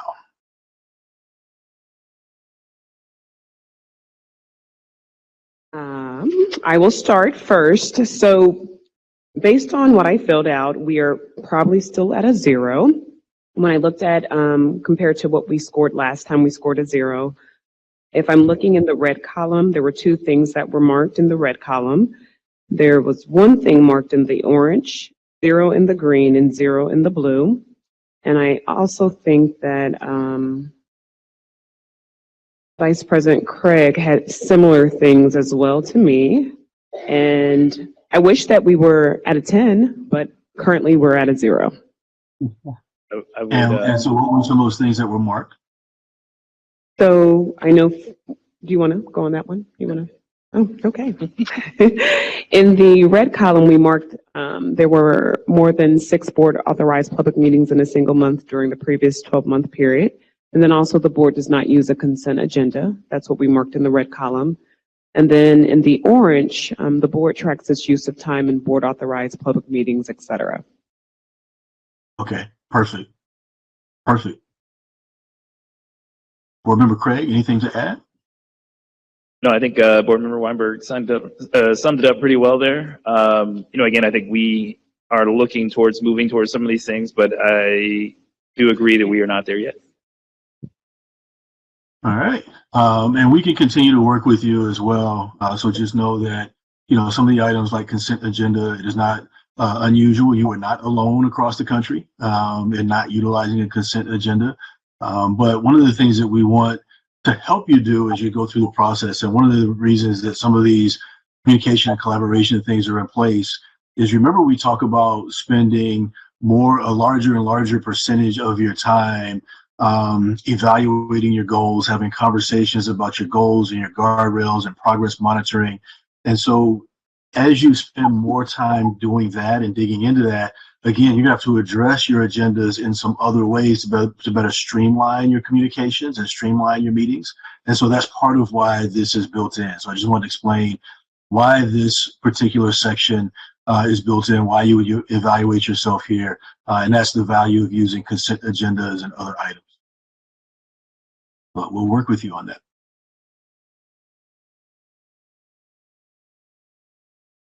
Anything else from any other board members on that item?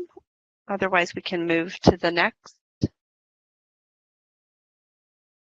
Okay, we're good to keep moving, Cindy. Thank you. Awesome. Okay, Unity and Trust, Morosky and Moffitt. I had it marked that last time you were at a 3. So I'm curious to know where you all marked, how you evaluated yourselves in this. So I think, Cindy, maybe you and I are both looking at the wrong thing, because it's a 0. It was a 0. It is a 0. So we're not proposing anything about a 3 at all. Mike is not here tonight. Oh, okay. So I have a statement from him that he also sent to Ben, and I really do agree. Unity and Trust is non-existent on this board currently. And from looking at your sheet, there's not a way that we could give it a 1 in that we do not have an adoption of an ethics and conflict of interest statement that all board members have signed. But I do agree with Board Member Morosky in that and I'll just, share a couple of things where we align. We are not truly unified in student outcomes, even though we check those boxes that we are. We've spent a lot of time redoing bylaws, a lot of time trying to fit what we want to do into a box, and have ultimately had voices silenced. So there's no unity. That creates distrust. There's internal fighting, agreements on certain things. We've even had some temper tantrums thrown. So no, we're not projecting that anything other than a 0 at this moment in time. Okay, thank you. Thank you for that correction. And I would also concur that the 0 is accurate. What I would ask, however, is while this is how you see the current evaluation, and I heard what you read from Mr. Morosky, do you see a different future? No, not currently under the current structure that we have, no.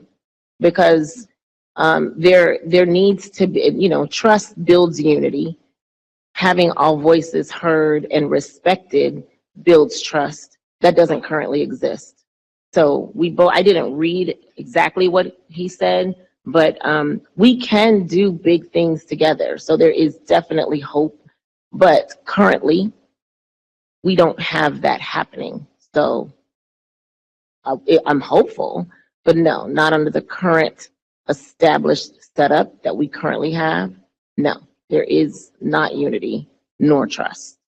And I would love for you to bake that into whatever you're going to offer moving forward, that we do some things to build that rather than simply check off items as accomplished, because that would be great. We do need to do more team building. We do need to do more listening to each other. There's a lot of egos going on. There's a lot of siloed conversations and intentions pushing forward agendas that are not unified. So it would be great if you were able to offer some semblance of team building to build trust and establish unity so that we can speak in one voice, or at least the majority.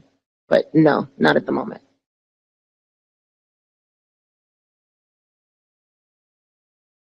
Thank you for your candor on that. And I do want to offer,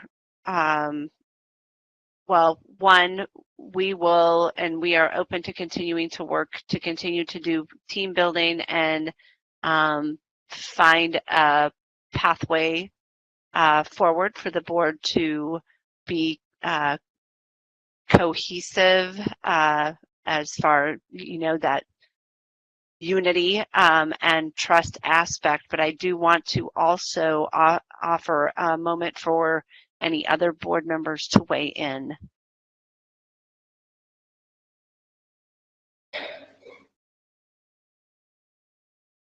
Any other comments from board members? No takers, Cindy. Okay.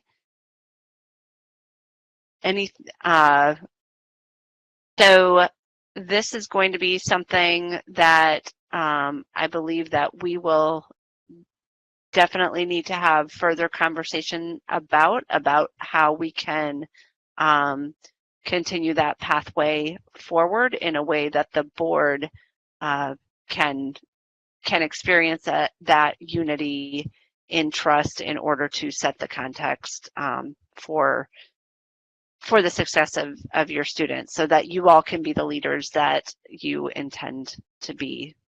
Thank you, Cindy. And I also want to offer one thing. You know, Ray, you said this at the last time that you were here, which has been repeated over and over, and I'd really love for us to embrace that the tone of the board trickles down to the district. And so when there's disrespect at the board level amongst board members, that is also witnessed and evidenced throughout the district. So that's something that maybe it should say unity, trust, and respect, because that is definitely something that is lacking. So I'd like that statement that you made, Ray, because it really rings true in this particular instance. So thank you for your help. Thank you. And I'll just add one other thing before we move on.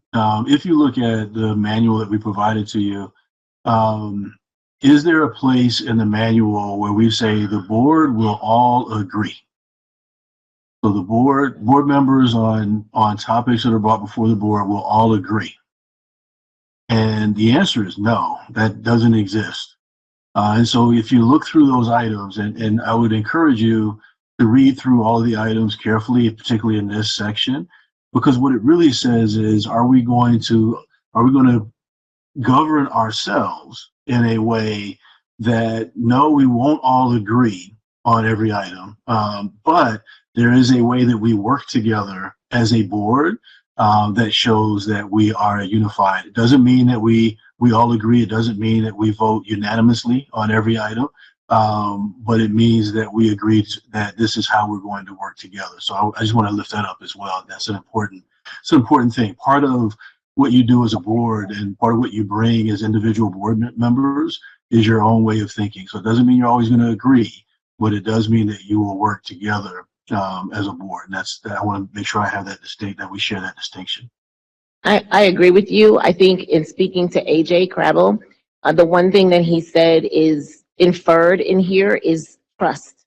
And we need to be able to trust each other, but also the inference is respect. And that is not here. And so we need to build that into this so that we're able to really work on and successfully implement student outcome focus. And I think that should be part of the training as well. So thanks. We'll be happy to build that in for you. So next we have continuous improvement. And for continuous improvement, we have Board Member Jones and Board Member Craig. And did you all want to dive into this? And last time, just as a reminder, on this one, you scored a 0. Well, I guess I'll take the lead on this one. And so I think we are getting closer to getting to 1. Although if it makes you feel better, the highest we can get is a 5 on this one. So yes, it's not the same scoring system as the others. I think for all of the stuff in the not student focused category, I do think we kind of agreed on that we did meet that. I think it's that we didn't quite meet all of the requirements under the achieving or approaching student outcome focus. Specifically, I know that we have done some level of tracking time, but I don't know that we've attached cost to that time measure. And so that's one of the ones that was required underneath there. But I think the rest of the things within that category, we have substantially met. We have done a self-evaluation within the last 12 months. We regularly recognize student achievements and progress towards our goals and interim goals. We have, again, tracked the board's use of time towards our goals and guardrails. And so, and again, I think that's something, that last bullet point there is one that we have just not quite made it there yet. So I think we're still at 0, but we've made progress towards 1. Yep. Okay, good. Go ahead. Yeah, I just wanted to that I'm in. I worked with Brandon on this, and we were in agreement with this. I do think that, I guess the way I think about it, and I read the manual, and all of this, but the continuous improvement process to me is contingent on growth in all of these areas above it. That's how I see it. If you're improving steadily in all of the sections, then your continuous improvement process improves as well. So absolutely, I agree. Meaning that I'll say that. Yeah, meaning the more of these you begin to accomplish, the more of these you begin to work towards, the better you get. Is that what you mean? Yes. I agree wholeheartedly. Yeah. So 0 for me in that point. Okay. One of the things I want to note as well, just on this one, and so, well, before I note it, any other board members care to comment? Anything that jumps out at you at this one that you'd like to comment about?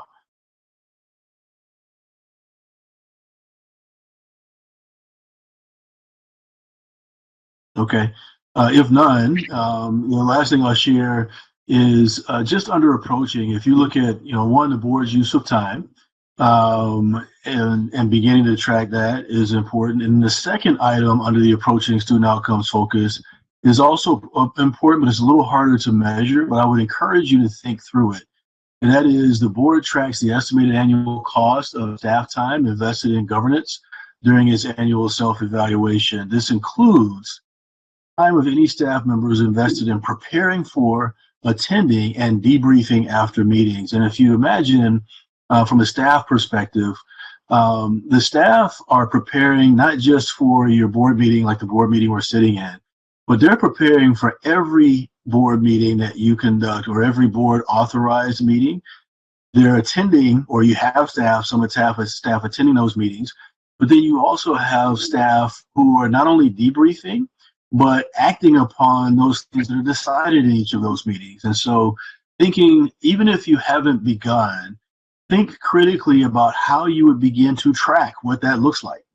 How would you begin to understand what that looks like so that you can actually put a cost estimate to it? So I would encourage you, rather than just kind of skipping over it and saying, oh, we'll get to that at some point, start thinking about what that looks like. What does it look like to begin to collect that information? Just as the superintendent alluded to earlier, there were a number of data points when you created your goals and guardrails, the interim goals, interim guardrails, where you hadn't created a mechanism for collecting that information before.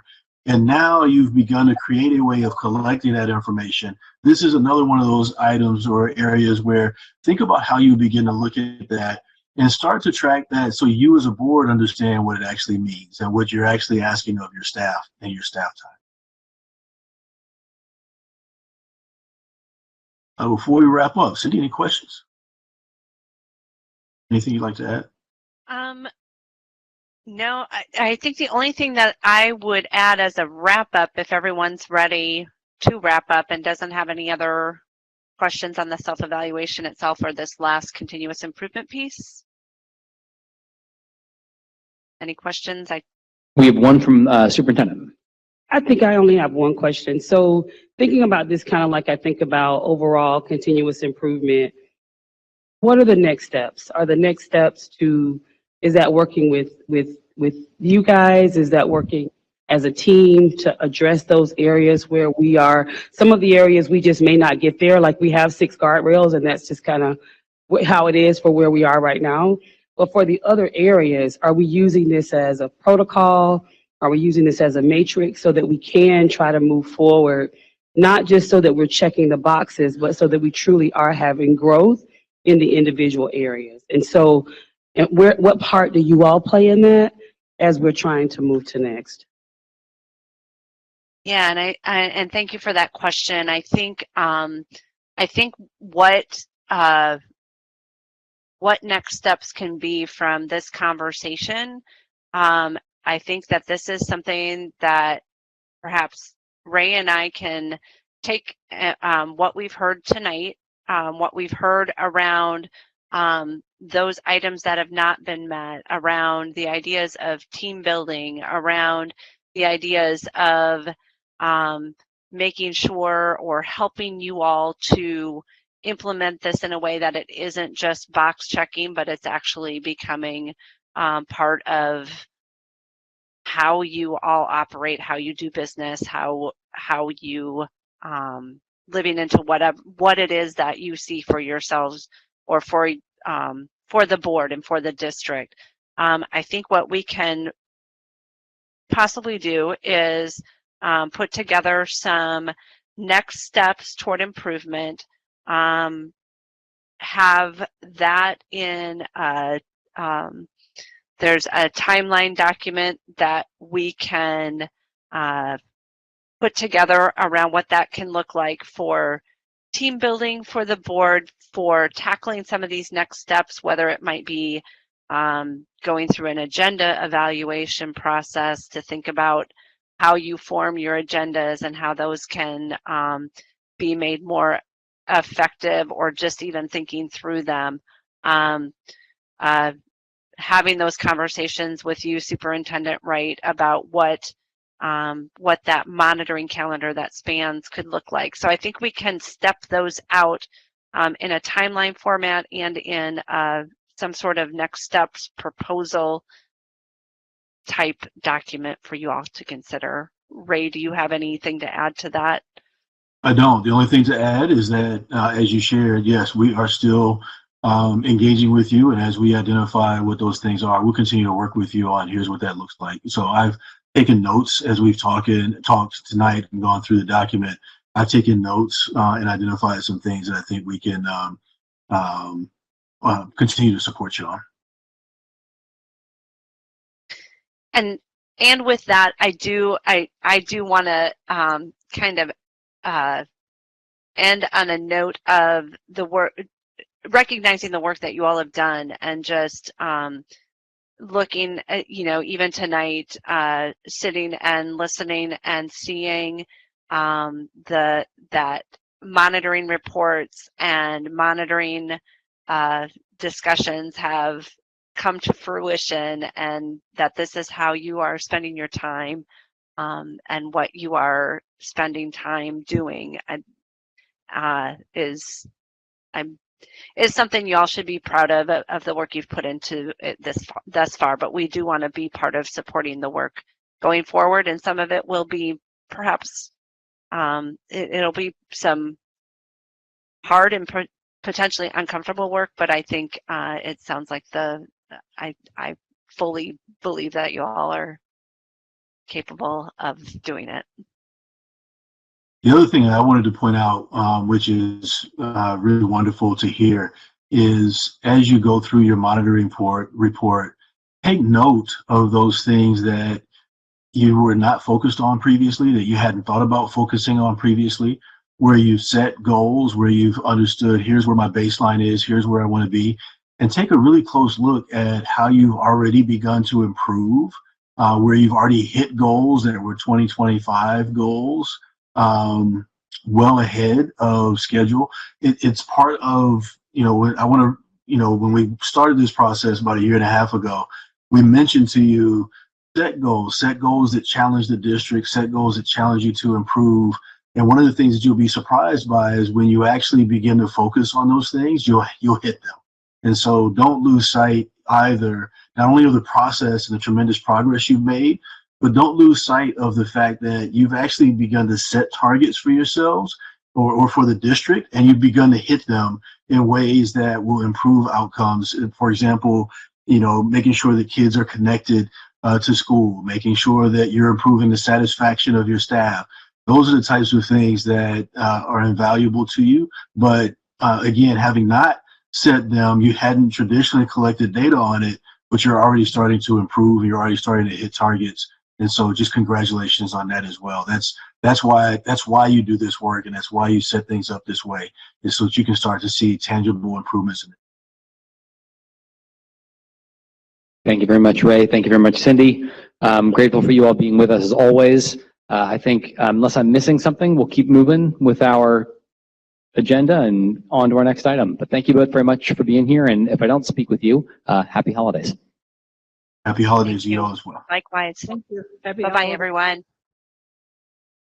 All right. All right. Thanks, everybody, for working with us. We're now on our third and final presentation for the evening, which is our ad hoc attendance boundaries committee report and recommendations.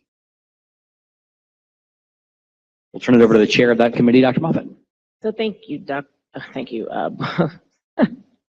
Thank you, President Lundy. And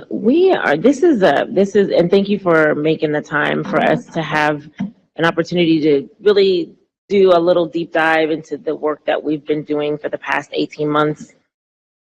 I also want to say before I start, thank you to the committee members, Pat Bruckner and Phyllis Davis, our admin, Jeremy Gullahue and Jen, and Superintendent Wright. You all have been a great team to do some of this work in. Jeremy, I know we've gotten on your last nerve about these maps, but it has been super helpful for us to be able to visualize what we're speaking about. And I'm going to invite my committee members to also weigh in. I've given everybody, all the committee has a copy of the report. It is on board docs as well. I'm going to start reading the charge, and then we'll dive into to remind everyone what our charge is, and then we'll dive into our report. So on April the 25th, and I promise I won't read it, but on all of it, but on April the 25th, we were charged as an ad hoc attendance boundaries committee to review and evaluate the boundary lines for elementary school. It was a pretty big charge, and it we got some, at our very first meeting, we got some feedback in how we needed to look at high schools. We needed to look at what we'd already done with our facilities master plan. And everyone, I think, in the district came out of the woodwork to make sure that their interests were aligned with what we were, even at that time, not even thinking about, but to make sure that they preserved what they had. So as a reminder, our analysis of the boundary lines should include reimagining the district as a system of schools versus magnet schools, magnet or neighborhood schools. We would include the need for the board to reevaluate high schools of choice, specifically as it relates to our transportation concerns and our budget restrictions. I think it's no secret that we do have to make some serious choices with regard to our budget moving forward as early as next year. And so we took all of that into consideration. We also wanted to address inequities that would be due to gentrification of our neighborhoods where our schools reside in. Our district is 91 square miles of within Cincinnati. And we wanted to address lack of program access, capacity and enrollment, any policy implications that we would recommend regarding equitable programming and ensuring that whatever suggestions that we came up with regarding boundary configurations was in compliance with our equity policy, our board policies. And then we also wanted to ensure that the community was not only aware, but engaged and had a voice in collaboration with the administration and the board to look at a new corridor model and any boundary implications. I'm going to turn it over to Carolyn to talk a little bit about our history. We're still on page 1. Rob. Yes. I think as part of when we were first given the charge, we had to really think about where we are now relative to the past when a lot of things were happening, and including this conversation about boundaries.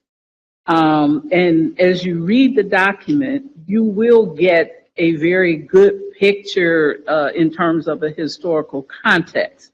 And I will say that with the committee's work, and Dr. Moffitt talked about this, in the committee's work, it wasn't just about the boundary lines. Because in order to impact boundary lines, you had to think about broader areas and how we include certain things. So when we think about it, the history of the review of the boundary lines started maybe, I believe that the number in here said, we did it once, the findings said we drew lines in 50 years ago, we drew lines again 30 years ago or whatever. So we had that historical context.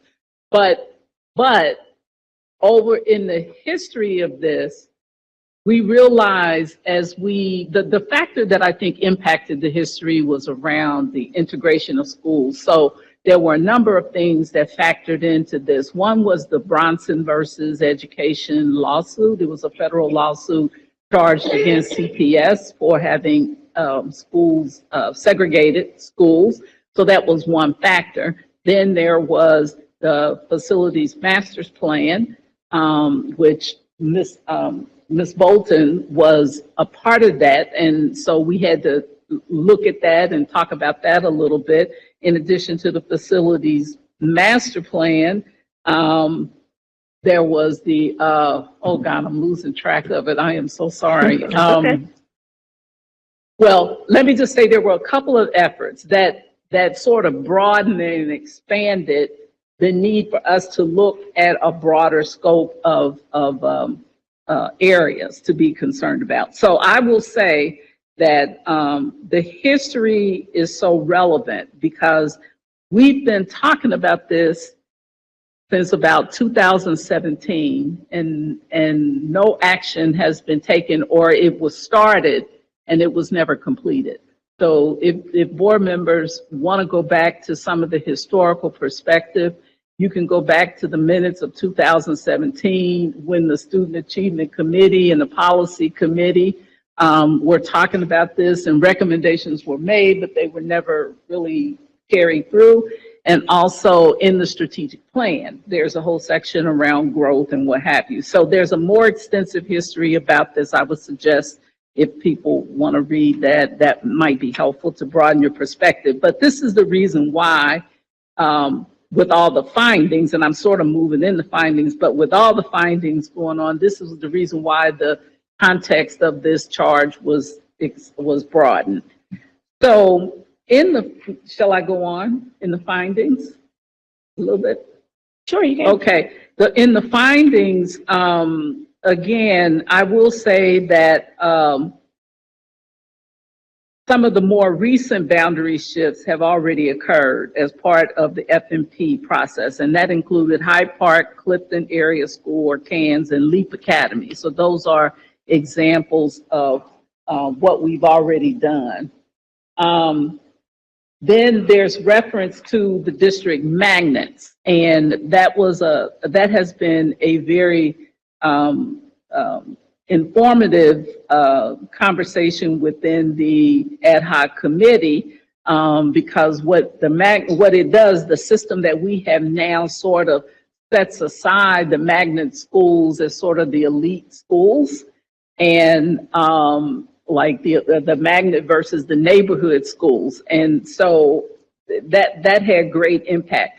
I want to say there is a list, if you read the report through, you'll see a whole list of findings that expound on this summary here. So I'm not going to go through all of those, but I think the expanded list really gives you the context of what happened as we begin to dig more into this whole conversation around boundaries. We discovered lots of things, and it was helpful to have the information from Jeremy that provided the justification around the data justification for a lot of the findings that we had. So I would suggest just for board members and others, if you're interested in reading those findings, I think that would be helpful to put it in context. And the findings are on page 6. There Thank are you. approximately 20 of them. And so if we have time, we can go through each of them and answer any questions that you may have. But those are the things that we found as a result of going through the historical perspective, come up with our recommendations. So let's talk about in our executive summary, Eve is going to talk about some of the 1 and 2, timing and priorities. We're on page 2. Yeah, thank you. Page 2, and again, as Carolyn suggested, I think the whole board will find reading this to be very useful. I think one thing that we have on page 1 that we didn't say yet is that paralleling this effort with the superintendent and treasurer and administration, there was a paralleling effort regarding the instructional audit that took place with every one of the schools, and that figured into some of the anticipation, and that's on page 1. But we wanted to make sure that people understand that, because part of everything else we're doing is saying how can we have equitable access and sustainable access. And so some of this is a result in part of the evaluation that the administration did on the instructional audit for each school. And indeed, I think that report is linked here somewhere. It's on, if you go to page 8, under recommendation number 1, there are links to the programs audit done with regard to instructional equity, and then the program implementation and design equity audit. Those are both hyperlinked there on page 8, and then there's the instructional audit under number 2. So you have links to all of those. Great, thank you. And my kind of assigned part here is at the beginning of the executive summary on page 2, and the first topic is timing and priorities. And I'm gonna read and try to explain what's been written. But the proposed discussion and required actions need to be started as early as announcing in FY24. And there are reasons for that, as we know, budgetary reasons. And also one of the reasons things don't get implemented is if we wait too long, then it's too late to make that year, which means that we can then not make the next year. And that's what happens over time. But in this paragraph announcing FY24, some priorities to impact as early as 24. And FY fiscal year 25, fiscal year 26, and maybe even then 27, kind of paralleling the district strategic plan. And the concept there is that some of the things that are being suggested and recommended and talked about in this report are things that are a way of changing the way we do business and changing the way we organize the district. And we've heard, at least for many months now, that whether we're making cuts or we're adding or we're discretionary funds or not so discretionary or fixed amounts of dollars, the reality is we cannot, as the superintendent has said and what the treasurer has said at least as many times, is that we can't keep doing the same thing that we're doing and expect that we can financially make it. So that's why we kind of presented several years as a way of doing it and really talking in terms of it having an impact certainly on FY25 budget, but also, you know, thinking about how we're even doing 24 from a standpoint as we prepare, because to have an impact on 25, you're going to need to be announcing in 24, or you're not going to be able to enact it. And then number two, previous board work and recommendations. This is what Carolyn alluded to before, dating back to 17, and there was no ad hoc, but there was a student achievement committee and a policy committee. And the previous board committee's works and recommendations regarding schools in the north central part of the district, which, as you see here, is Pleasant Hill Academy, Winton Hills Academy, Mount Airy, and possibly Chase. And then also a focus as well, in part brought about by the expansion enrollment for Pleasant Ridge. We started to look in those years way back, Pleasant Ridge, Montessori, but also Silverton, Woodford, J.P. Parker, and Schroeder High School. And part of that was changing the magnet status. But those two areas were focus geographic areas for board committees as far back as 17 and 18 and 19. And recommendations were made, but they were not completed and enacted. And one of the general things that kind of comes out of all of that, and I don't know if I'm supposed to do these other paragraphs.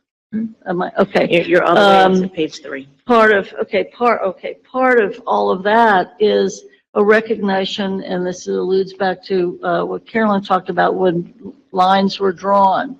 And there were reasons that they were drawn as the district faced the legal issues, and also when they had to fix, if you will, the facilities master plan and deal with demographic changes and what have you. We discovered that in a city, a general area that it prides itself on neighborhoods, what has happened is, for whatever reason, maybe it was for appropriate diversification or what have you, but not all the neighborhood schools, first of all, are even named for their neighborhoods. So it's confusing to people as to what's a neighborhood school. But more importantly, not all of our schools, neighborhood schools, attendance boundaries look like the recognized neighborhoods.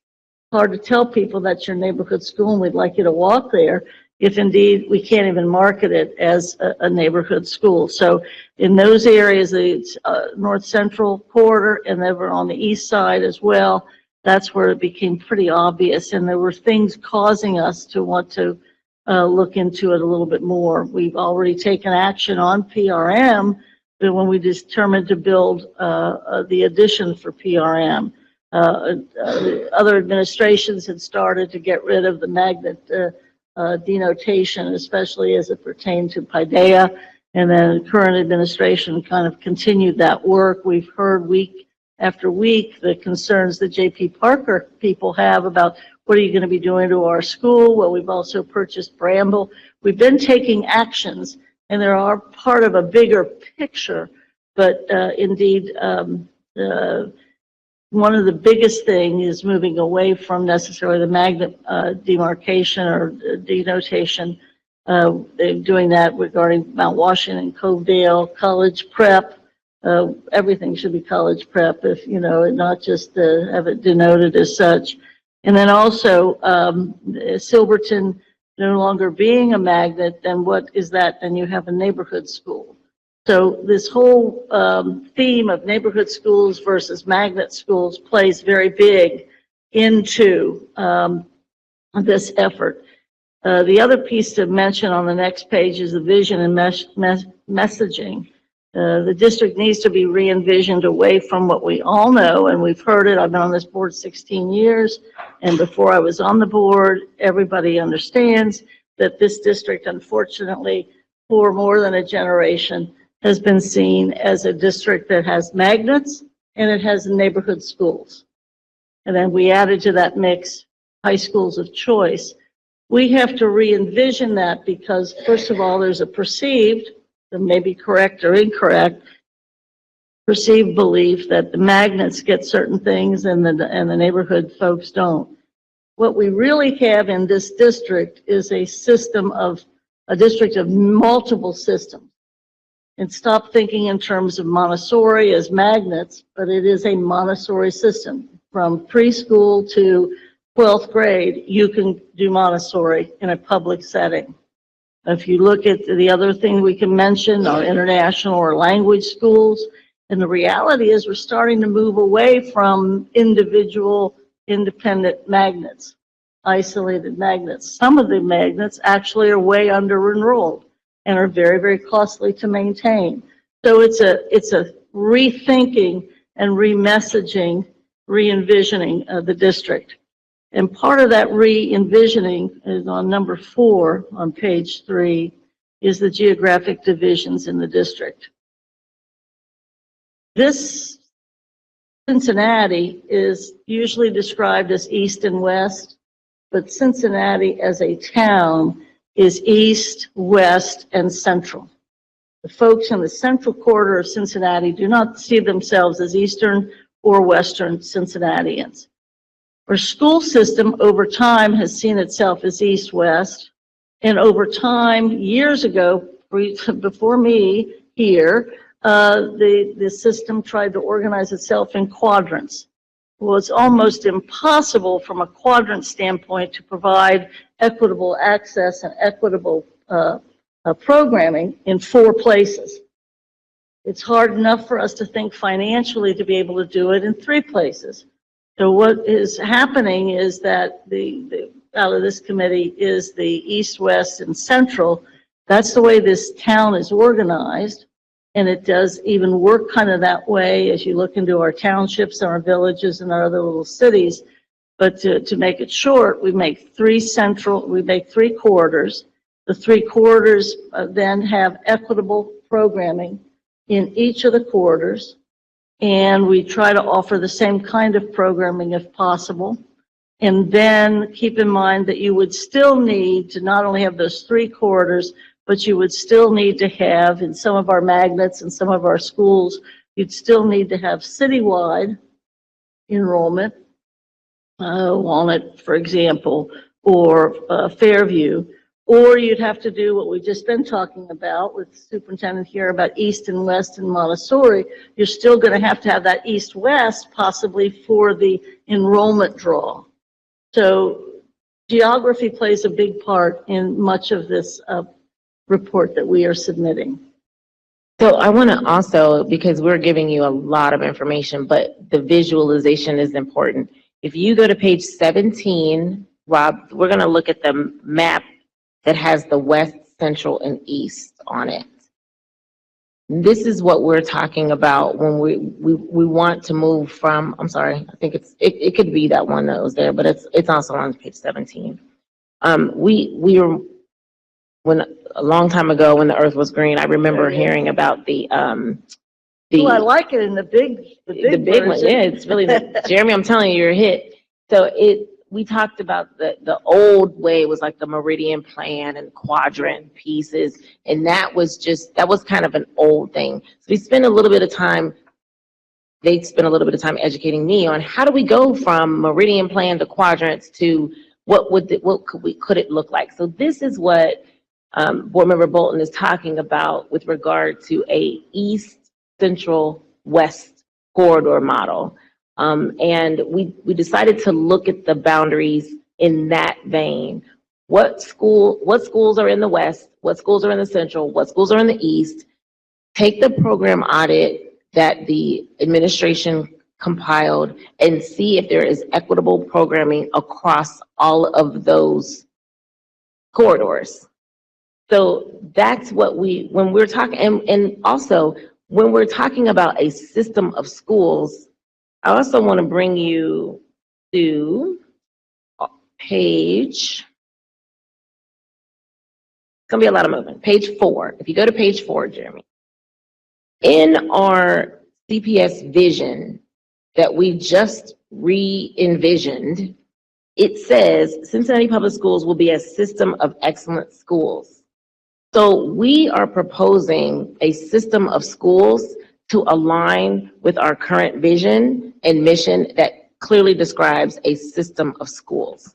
And so when Board Member Bolton is talking about the proposed system under number 3 of neighborhood, Montessori, preschool, international, magnet, qualified admissions, satellite, home, and alternative, that directly co-aligns with what we have already established in our vision to be a system of schools.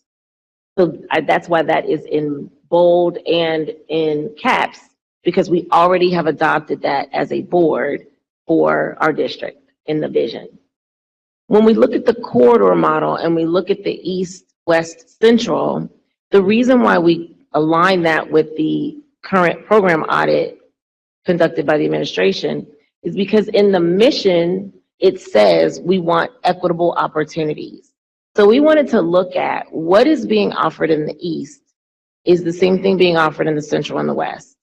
And so these are some of our findings. These will explain some of our findings, but that also goes into what Board Member Bolton just described as the geographic divisions of the district and a new vision and messaging for the district to align with what we have already adopted as a board.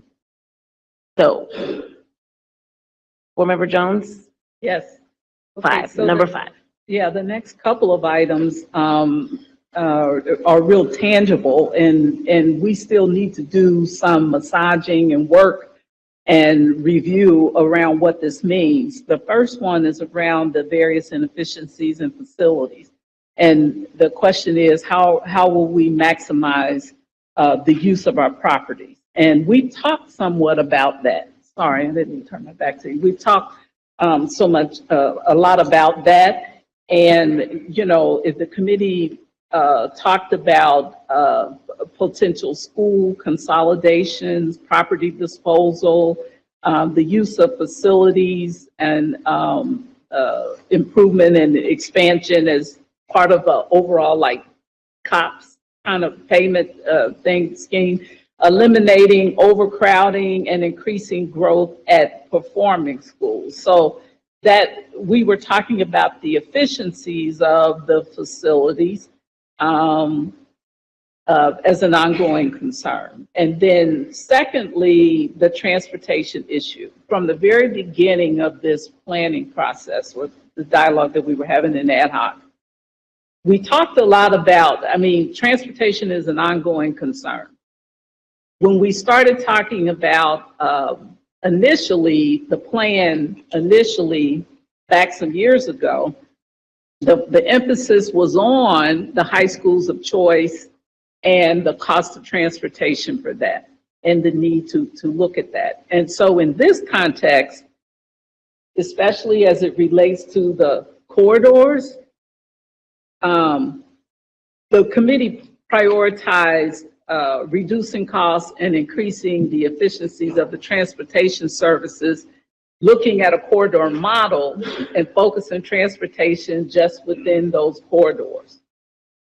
So I don't know if that makes sense, but again, it is within the corridors, program accessibility, consolidating where we can, building capacity where we can, eliminating magnets per se, all schools in there of value where everybody has equitable access. And transportation, the cost for transportation overall to the district could be lessened. I also want to note, Rob, if you could go to page 11.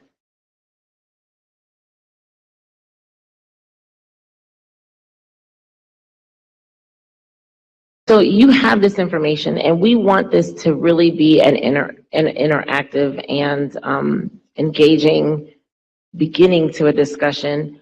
But we looked at capacity for all of our buildings in conjunction with the program audit. Again, Jeremy's maps were just very, very helpful, because if you look on just page 11, and you have this for every corridor, but starting with page 11, looking at the west, you'll see the current enrollment. Let's look at Carson, for example, since it's the first on the list. Their enrollment is 767, but their capacity is 700. So they are utilizing 109.5% of their building. We were able to look at all of the schools based on corridors and look at the capacity. What buildings are under-enrolled? What buildings are over-enrolled? What could we do to actually maybe be more efficient with our buildings? What could we also do with regard to equitable programming? Again, looking at what's offered in the East, Central, and West at the intersection of building usage and programming, and equitable programming, with that being the focus. So you'll see there, this is actually by corridor, but you will see some of our buildings are way, way over capacity, some are under. And we thought, what could we do, hearing that our middle schools was a concern? What could we do with regard to transportation, using our buildings more efficiently? Rob, you can actually go to the next slide so that people can see the central. What does that look like in the central corridor? And then there's also another map for the East. So that's kind of how we got into a very lengthy discussion around creating middle schools. And there was a huge voice for middle schools. We had a presentation from the administration on what could that potentially look like. And I think we landed on, it was not determined, but we landed on either a 5, 6, 7, 8 model, or a 6, 7, 8 model, or both. What does that look like? So that's kind of where we stopped. We know that we want to be efficient with our buildings. We know that we would like to potentially do grade splitting. We know that we have underutilization of some of our buildings. What could it look like? And so we kind of wanted to see what you all thought, if you had any opinions about that, rather than just speak at you. I'm actually on page 3 is where the information is, but there are several possibilities to create a middle school in the central, and in the eastern, we could utilize grade splitting or have a dedicated building model. But on the western corridor, there is just no space. That became very obvious for equitable programming. It became very obvious for even introducing a middle school. The west boundaries need to be redrawn. Anyone, do you want to add anything? I would just say the west attendance boundaries in for schools probably have to be redrawn. Yes. And we talked in terms of maybe moving a couple of, it sounds weird, moving a couple buildings to the west or whatever, but to make that redrawing more likely. and equitable. But to assure the board, remember we had the presentation about facilities that the administration's been working on and a plan. But we also, and then we had the instructional, but we've also had administration indeed going through a tremendous amount of work where the pools of enrollment are located. We're trying to make that equitable, that there would be indeed a pool of enough kids. So they've, it's really a tremendous amount of research by the administration in matching the requests and the dialogue. And when we say middle schools, we're not saying junior highs. The district has had junior highs and they didn't work. It's one of the reasons the facilities master plan happened.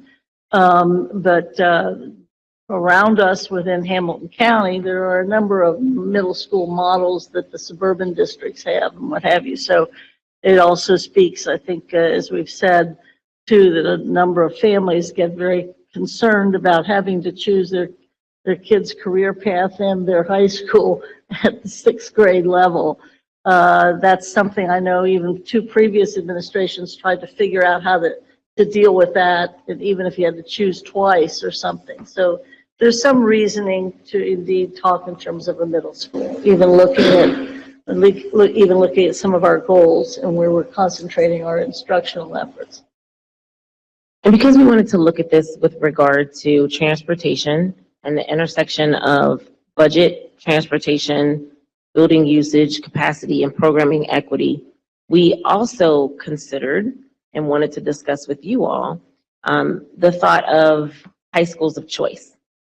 So if we were to conceptualize moving 7th and 8th graders out of high schools and into, we would need to give the board, the administration, some direction on which schools to look at.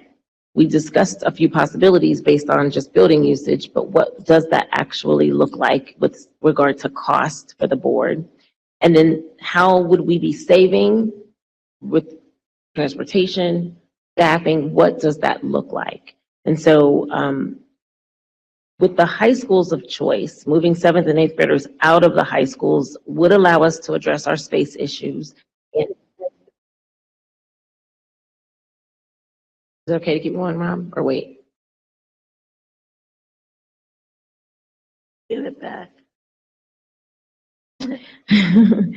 So we could also make space for our career tech needs, our equitable programming needs, if we were to move our 7th and 8th graders out of the building, out of the high schools, not just put them anywhere, but move them out of the high schools. And then what does it look like if we were to remove high schools of choice? What does that look like? Using the 3 corridor models. We talked about it, but we actually wanted to have a lot more discussion with the board around that as well. So one of the things that we are in our second phase is to have the administration, if the board is interested in pursuing some of this with regard to a potential cost savings, or at least just to find out if there is interest and cost savings, we would need to know what you all are looking for, what could potentially happen, if there's an interest, and then the cost associated with that middle school option. On page 4, we do have some assignments listed, and we actually have some directives to our board policy and equity committee and to the general and assistant general counsel to produce an initial and general list of policies and procedures that would need to be created or updated with any movement of what we're suggesting. And then to the board, we wanted to actually get your, we have another assignment to the Budget, Finance, and Growth Committee and the Treasurer to continue to develop the cost savings with regard to staffing.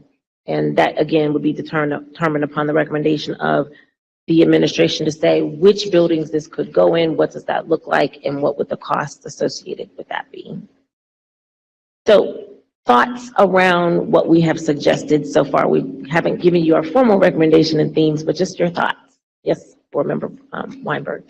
Yes, so thank you so much for all of the great information. I would say after reviewing and of course wanting to hear a little bit more from administration regarding what would be the cost of changing school of choice. And then obviously I would be interested in hearing more about middle schools. I think we definitely could utilize them here in the district. I think it could definitely utilize some of our empty buildings and also help with spacing. So I would be interested in seeing more of the numbers and seeing how many families would possibly be affected if we did do that change, of course. So thank you so much for this. It was a lot of good information. So Mrs. Weinberg, Chair Moffitt, I have a couple clarifying questions as we get into discussion. And thank you to everybody for the work that you all put into this over the last 18 months. And also the work in getting a report ready for us to look at this evening. I know it was no small order, and I appreciate it. I think I just had two questions. The first one is, I'm not going to ask if it was unanimous, though it certainly might have been. But the report that came out to the board, that's one that does have the support of the committee. Yes. Yes? This report? Yeah. Yes. Okay, great. And then my next question is just to clarify the purpose of tonight's discussion. Are you asking for the board to approve recommendations tonight? I also read that and heard you say you're asking for more input from the board on what additional information people would like to see. I just wanted to make sure I was clear on what the ask is of the board this evening. I'm going to defer to board member Rowan. I think that's the critical question, is to, so what? It's a tremendous amount of work, and there's still some more things to report out from the written report, but the recommendations and the findings, I think, are fascinating. I think if there's general agreement about the 20 findings, because some of these are kind of controversial findings. But for me, and I'm not the administration having to figure this out, it seems like I would feel good if we could tonight look at, I think it's page 8 that Kareem will be presenting, that has at least the 5 big buckets. I mean, that's not all that we have, because under each of those, as Carolyn kept pointing out to us in the committee meetings, there's a number of things underneath. But if we could even have a broad stroke from the whole board that these 5 things are important enough to pursue, because the administration has, again, more work to do. And at least 2 committees have assignments, policy and finance. But is that a fair thing to look at the findings, see what they think, but just as some big buckets first? I mean, Carolyn or Kareem, what do you? Go ahead, board member. Yeah, I'm going to maybe say some of the same things Eve just said. I think on page 6 and 7, I think the findings kind of sum up everything that we've learned and that we've gained and we've expressed. On page 8, there are 5 big bucket recommendations. And under each recommendation, if you read the report, you'll find bullets. What we call them consensus points. And they are things that we would like to see happen. Now, all of that is in the report in some way. We just didn't get that far. Yeah, we just didn't get that far. But I think the critical thing is what we talked about is, well, in phases, what would be the next phase? And so we were thinking that, and correct me if I'm wrong to my members, that we first have to take what's in here and the findings in here, and anything that has financial implications, we have to do a financial analysis. We have to know if it's even doable. Say, and for example, middle schools, we need to know what the capacity is in the district and all that. Do we have buildings, all of that? But we also need to know what it costs to shift like that. Mm-hmm. So those are things for board consideration. But I think the crux of this in the findings is, what questions do board members have about these findings for a next step in the next phase? So I think to answer your question succinctly, we didn't get to the recommendations yet. We were moving that way. We were giving you, again, this is 18 months worth of work. We were giving you the build up to the recommendations and trying to have some sort of engagement with the board members around what they've read. Are there any clarifying questions? And then give you our recommendations. And of course, you are welcome to go through it, but some of that needs to have a context. And so that was what the intention was to give context to what the recommendations are, so that if we do say, hey, redesign system of schools with 3 geographic corridors, you understand what we're talking about with regard to the 3 corridor model. So if we can continue, that would be great. Yeah, I think that's helpful. I just want to make sure I can paraphrase accurately what I think I hear folks saying, which is that the request tonight is not that we make a decision, yes, this district will go to 3 corridors. Yes, this district will move away from high schools of choice. Instead, it's what additional information would board members be interested in seeing in the consideration of those recommendations?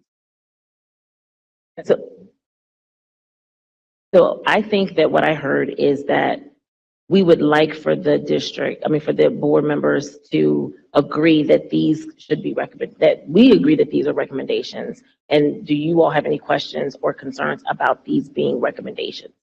If we accept these recommendations as written with all of the background information, there are assignments attached to this for further information from administration and the treasurer's office to provide us with more information so that we could further delve into how does this look. But the overarching recommendations are what we are considering themes, and we want the board to have some understanding. And generally, I guess we would ask that you vote that these recommendations be accepted and we move to the next step. Okay, so I think I'm hearing multiple different things, which is why I was confused, because I appreciated what you had shared earlier, Dr. Moffitt, about there being more work to do, one big piece of which was the costing of these things. So I was under the impression that there wasn't going to be a request for the board to approve recommendations that didn't have any costs attached to them, which is why I thought I was on the page of tonight is to get feedback from us on what more information board members would like to see. But I also am not totally sure I'm right, and if I'm wrong, I want to make sure I'm hearing folks correctly. I think that's right, and we want more. We want to hear from you all to the degree that we can, those things that appear to be interesting to you based upon our work, or those things that we're not that sure about. And these 5 buckets capture a lot of other things, but this is the broader stroke. And I think we do need to have more things that we have to find out, and that's why we've assigned to 2 different committees, the policy piece and the budget piece. We need to redraw lines on the west side of town to deal with our overcrowdedness, that kind of stuff. And the administration needs to do obviously a great deal of continuing work, but it's the idea of, on these 5 large recommendations, which kind of capture the report, is there a consensus to not to endorse it, but to proceed with the work that would be needed for those 5 things? Correct. Proceeding to learn more in order to, I gotcha. So I would think that with these 5 buckets, a general agreement, let's pursue these recommendations. As general consensus of the board, let's pursue it. Pursuing it means for folks to delve into the information, address or write down docketing questions. What do you feel like is needed to move forward on it? What would be assignments or things that that need to occur? And what are the assignments that administration needs to work on to give us the information? So what we're saying is that all of these, and I'm looking at the next phases, which is on the report. So the next phase of that would be the full board engagement around these things would be having these conversations that lead us to a decision around what's feasible, what we can, cannot do, and all of that. And that's going to require some time for administration to kind of respond to this. I think, and I should say that the response of the administration is as critical as the full board. I really appreciate that. Yeah. I was going to say, I think the reason I wanted to really push on the clarity of what's being asked tonight is I can only speak for one board member's perspective, which is mine, but I'm fully in support of trying to go learn more and flesh this out and do the costing work and look at the big picture and learn as much as we can. Just from my perspective, I don't want that to come across later as we're definitely doing these things. Just from my perspective, because we're in the context of trying to close a $65 million budget gap. And it's really hard to say, yes, we're doing this, or no, we're not doing this, and we don't know how much it costs. And there's a lot of really important work that's happening across the entire district and the community to try to figure out how we can steer the ship through this really complicated budget process. But I don't want to throw up unnecessary obstacles, because I'd like for this group to get a chance to carry it all the way through. I just think that requires more information. And I think it should go with saying as well, we don't have cost analysis for any of this stuff, primarily because we wanted to have administration give us the overarching goal, and then we wanted to bring that back to the board, discuss it a little further, see what you all thought, and then engage the administration under a little bit more succinct direction on what the board is looking at, not just necessarily the committee. But we've gotten to the point where we know what we're recommending, and this has been in collaboration with the administration. This has been in collaboration with the treasurer's office. So this is not in a silo. We've been working in conjunction with all of the different entities. And so now we just need next steps. And I thought that was really clear. But let me, if I could, just go through the recommendations and then field any questions that you all may have, and then we can just close it out. Board Member Bolton, did you have anything else you wanted to say? No, it's sort of like the spirit of the law versus the letter of the law, or the specificity is not what we're looking for tonight. We're looking for whether or not there is at least some sort of understanding and interest by the whole board for these big broad strokes, so that we can proceed and keep working in the administration in the midst of all the other things that they have to do. They don't want to just think it's 3 board members, but there's maybe some passion about the big picture. Maybe not all the snapshots, but the big picture, the big portrait of what we're talking about, because this is huge. And we also wanted to have these discussions in the same context as the budget cuts that we're proposing. Do some of these things save money? Do they cost extra money? Would it help with transportation? So the conversations could be aligned. Number 1, under page 8, recommendations, we're calling them themes. Redesign a system of schools with 3 geographic corridors aligned to neighborhood boundaries based on capacity, enrollment, and attendance.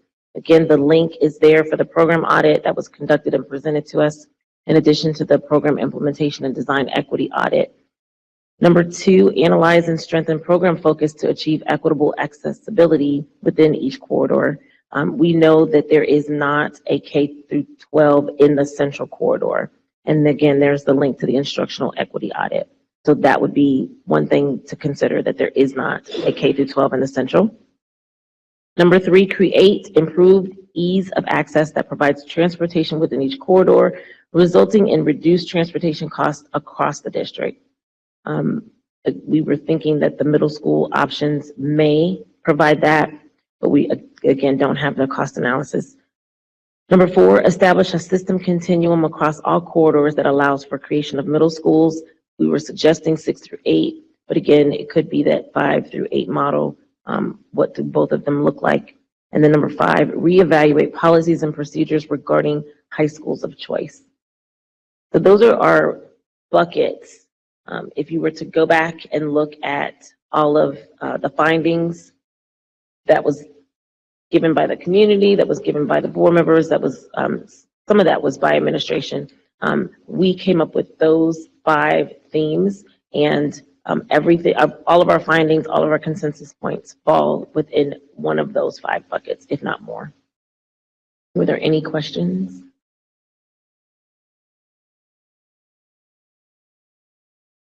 And so we're taking away from tonight, oh, sorry, Mr. Gregg.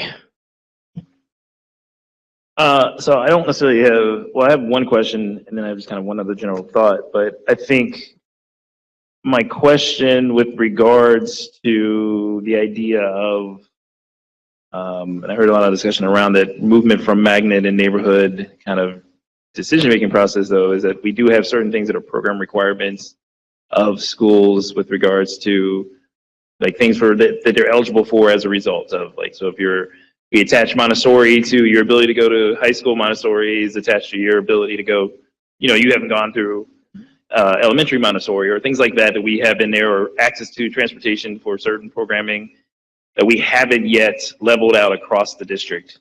And so I think one of the things that I would want to make sure that we are giving time for the administration to do is to be able to do that assessment as to, are there programs that might, while we would want to make this change, can't feasibly be done within a time frame that is short because of these other factors that go along with it, and those kind of implications. It's getting late. So, like, that's one of the things I'm curious as to whether or not it's something that we would want to provide sufficient time for, because I think that's going to make it also very difficult in determining, you know, if you have to look, it's easy to say we're going to make this school into what. It's very difficult when you then have to go in and figure out, okay, what is the school offering? How do we move those offerings to another school and that type of thing? And then the other thought that I had on this, and I think this is just my general process of this, is I know you all have been getting it at the meetings, but we've also been getting it at the general business meetings of school, of parents and teachers and staff and students at schools throughout the city, throughout our district, who anytime we mention anything around any possibility of change at their school, they flood the meetings, right? And I just want to make sure that we also are cognizant of the fact that if we do make a change, we have to be able to do this a little slower and a little bit more drawn out, so that folks can be more informed about that process, and it be done in a way that aligns with their selection of schools process. Because I think that's the other part that we have heard from certain people, is that, you know, when the magnet lottery opens and how do I make my choices on this, or when I thought my child was going to get to go to Clark because we are at this current Montessori school, and that might change. Like, there is a lot of trepidation and concern, and so I just want to make sure that we're also being methodical about the timing of when we announce these things that may come as a change. To answer your question around the cost associated, we found that there are enormous costs associated that we weren't thinking. We were just thinking, hey, transportation, what does this look like? And then Treasurer Wagner was like, well, actually, there's certification. Some of your staff would be certified for K through 5, for instance. I don't know, I'm giving an example. But if you have a 5, 6, 7, 8 building, or a 6, 7, 8 building, you have certain staffing limitations. And so again, we couldn't determine those things because we didn't have enough information to make a suggestion on, hey, if this building were here, what does that look like if we move those kids here? We talked about those things, but that's an assignment that we are giving to the administration to kind of give us that feedback for sure. And if you look at the findings on page 6, one of the overarching theme that we consistently heard, to your point around people or schools lobbying for what they're wanting, is that our marketing and our communication and our engagement is lacking as a district in totality, and people are not feeling that they're getting information timely enough. They're getting talked at, but not necessarily included in. And so number one, it was just some of our negative perceptions stem around the lack of information. And so we recognize that, put that as a finding, as a significant finding, that whatever engagement would be done or whatever movement would be done or recommended, that it also has a significant engagement piece and marketing piece to the community as well. So to your point, we found that was a concern, and it was a historical concern. It wasn't just a concern with us starting. It has been a concern about how do parents are having, to number 8, parents express confusion on how to navigate the CPS system. To your suggestion of, are you guaranteed a spot if you go to Montessori in elementary, to a Montessori high school? What does that look like?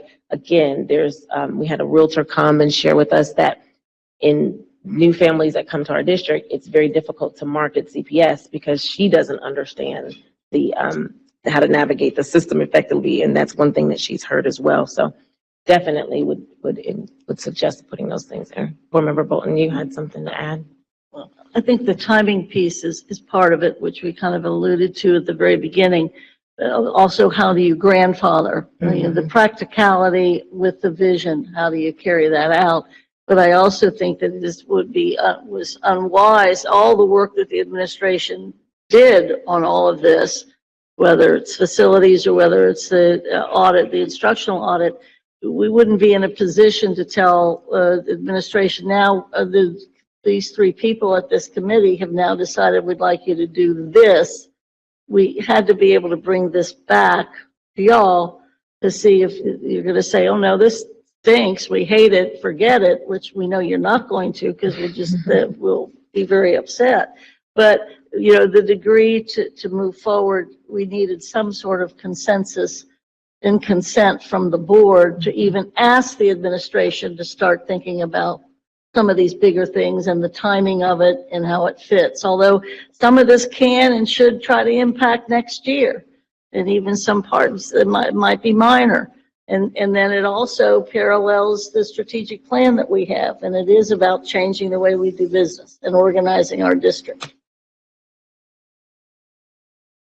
Thank you very much, Chair Moffitt and Member Bolton. I had I think 2 closing questions on my end. Anybody else have anything? I don't want to cut anybody off.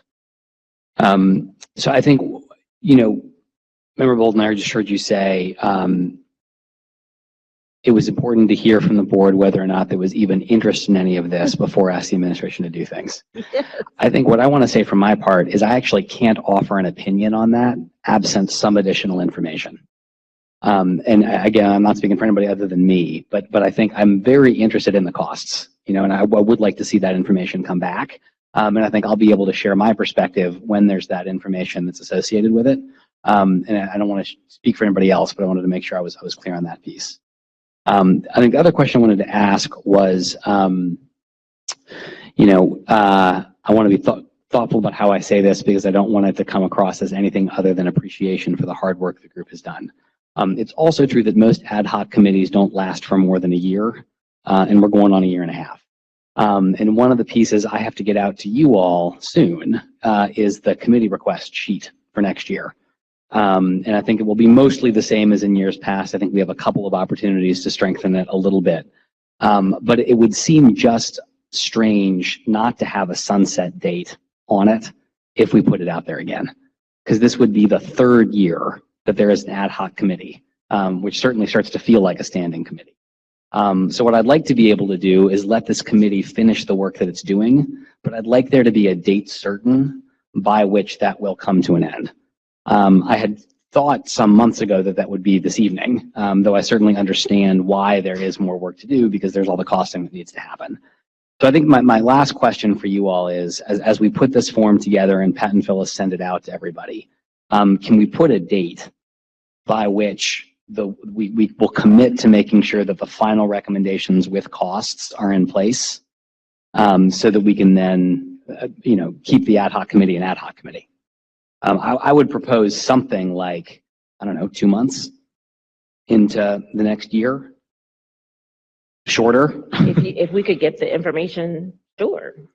I mean, because we don't have costs, in part because we don't have, we needed direction from the board on what do you want costs for. I'm getting a So we asked we kind of wanted costs for the 5 through 8 model or the 6, 7, 8 model, and we didn't have that to present it to you. So we wanted to get some direction on what do you want costs for us to be able to ask the administration to generate that. So it's, I mean, I'm happy to, if you think it can take 2 months to get it, because I agree with you. I'm getting a look from the treasurer and the superintendent that I said something in a different language. So I want to just check to make sure I'm not on a different planet. I'm sorry, I'll speak first. I think that we were under the impression that tonight we were going to be, like, this was the closure for the ad hoc. That tonight we were going to be given recommendations and given next steps that we then had to come back and bring to the board based on the comprehensive report and the recommendations. In terms of just cost and cost analysis, getting some feedback from the board is important because this is a critical time for us. And this is very, very time consuming. And it's taken a whole lot of time. So, and I know I'm speaking for my partner when I say this because we've talked about it for some time. Doing the cost analysis just for the sake of doing the cost analysis and the board isn't interested in that direction is not the best use of anybody's time. So that's kind of, now I think we're confused a little bit because we thought that after tonight, this would be handed off to administration to then come back with feedback based on the different areas of what the board committed. We did not anticipate that there would be more where we would continue to meet with ad hoc and continue to give information back and it still not come back to the board. So any clarification that we can get around that would be beneficial. I mean, is it in keeping with the committee's thought to do exactly what they suggested and turn this over for them to come back with costing and recommendations? Excuse me, the report says that this is going at least for the duration of this month, I guess, and maybe one more month to policy and to finance for specific purposes, very specific purposes. It would seem to me that you can probably not have ad hoc continue beyond this particular month of December as we now go back and try to figure out what you said or didn't say or whatever. So you could have ad hoc for one more month, but then you have for another month and maybe the second month, you have policy and finance doing specific things, but the administration can begin to work, I would assume after that, it gets handed over. I mean, this is. So I think, again, I agree with you. We did not have cost analysis provided because we wanted to get input on if that is even something that the board would like to go another level for, because we made that request a couple months ago. We didn't get that part of it because we didn't know which one, 5 through 8, 6 through 8 or whatever. If you want us to be that, because that's one area that we struggled with. Do we make a recommendation of buildings based off of what we found? Do you want us to say, hey, can you give it, that we can't just say cost analysis in generalities. It has to be something specific around which buildings do you want us to actually have a cost analysis for? Do you want us to do the corridor model? Do you want us to come up with moving kids as an example, do you want us to say, hey, let's just take one corridor, Rockdale and South Avondale, one's under enrolled. Let's look at what that looks like to move those students. If you want us to go that level, we can, and that's when the cost analysis comes in. But we didn't even know if that was a desire. Go ahead. Yeah, I'm just sort of processing this. And I'm speaking as a committee member because I'm trying to absorb everything that people are saying. What makes practical sense to me is, first, we provided 5 bucket kind of areas, and that to proceed, we want to give this to the administration to sort of digest everything that's in here, come back to the board with their thoughts, ideas, suggestions. At that time, I think we can form, and the board members can do that too. But I'm saying at that time, it makes sense then to say, well, let's reconvene the ad hoc committee to work on these things. So that would include some level of a cost analysis. Mhm. I don't know if it'll be a full, but there's enough information I in know, here if you read Mm-hmm. it that you will know Yeah. exactly where these things lie here. I just want to say, I think we'll miss you up here. Huh? I just want to say, I think we'll miss you up A here. whole bunch. Well, I was, yeah, I mean, I miss, well, I don't know. But there's a lot of. Don't work. lie, Carolyn. We did a It was- lot of work. I will say this in all honesty, it was a long time. And I'm not saying anything publicly that I haven't said in the committee meetings. It was a long time to get to here. And part of it was, there's so much out there that we could be doing, but realistically, we may not be able to do that. We just have to be real about that.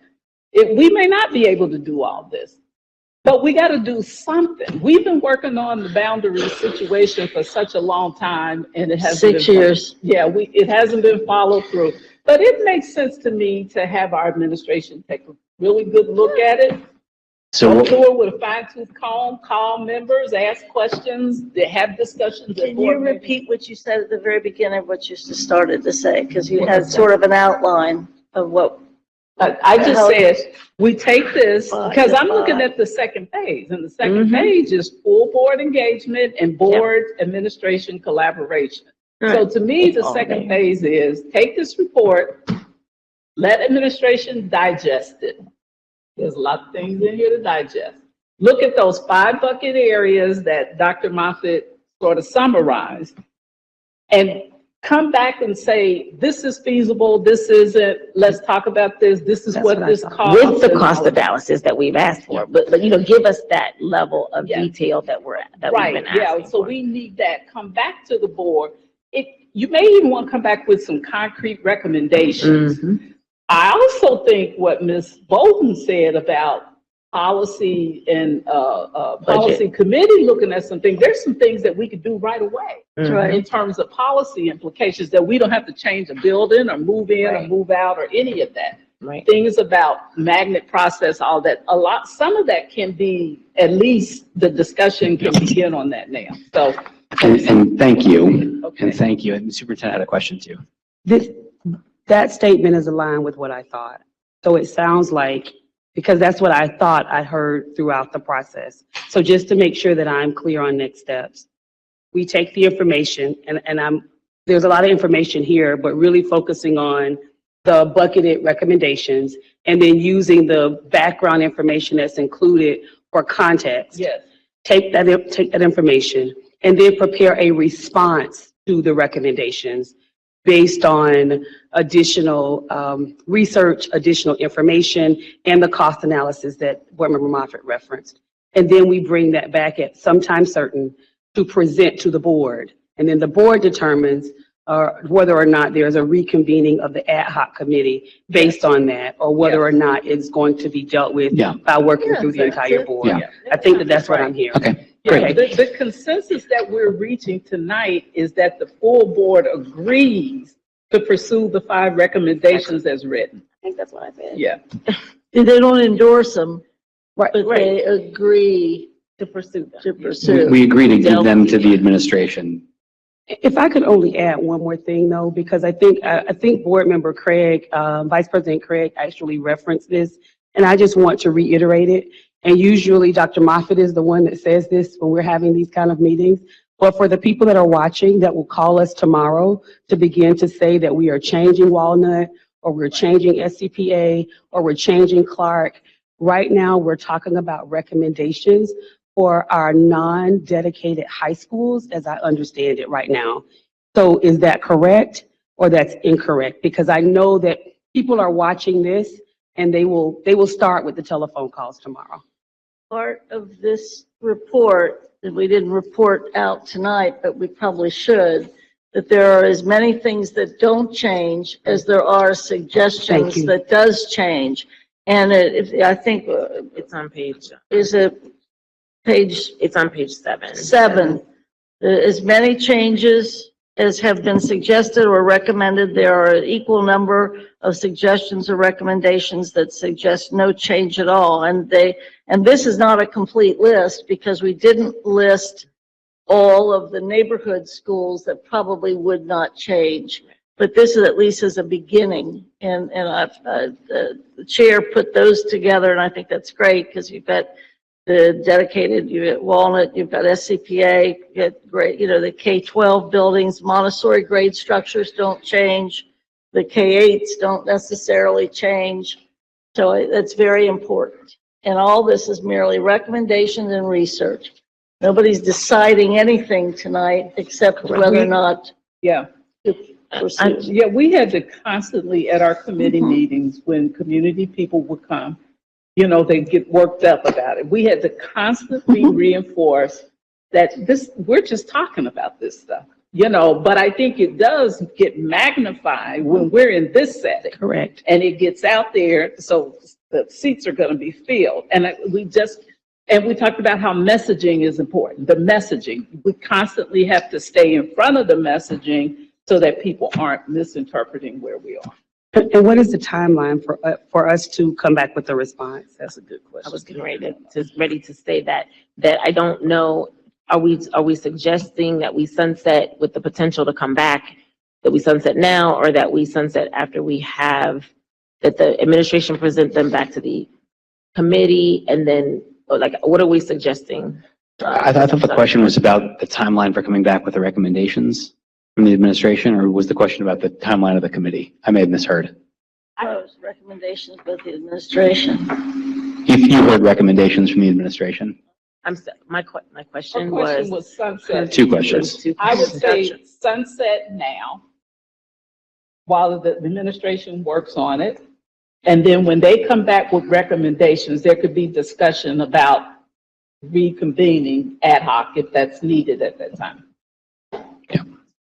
So I'm fine with that. I'm actually perfectly fine with that, because it's a lot of work that we're doing. However, I do think that we need to have a definitive timeline of expectations when the recommendations are coming back. And I think that's what I'm hearing you ask. When are the recommendations due? Because we purposefully plan this to be aligned with the budget.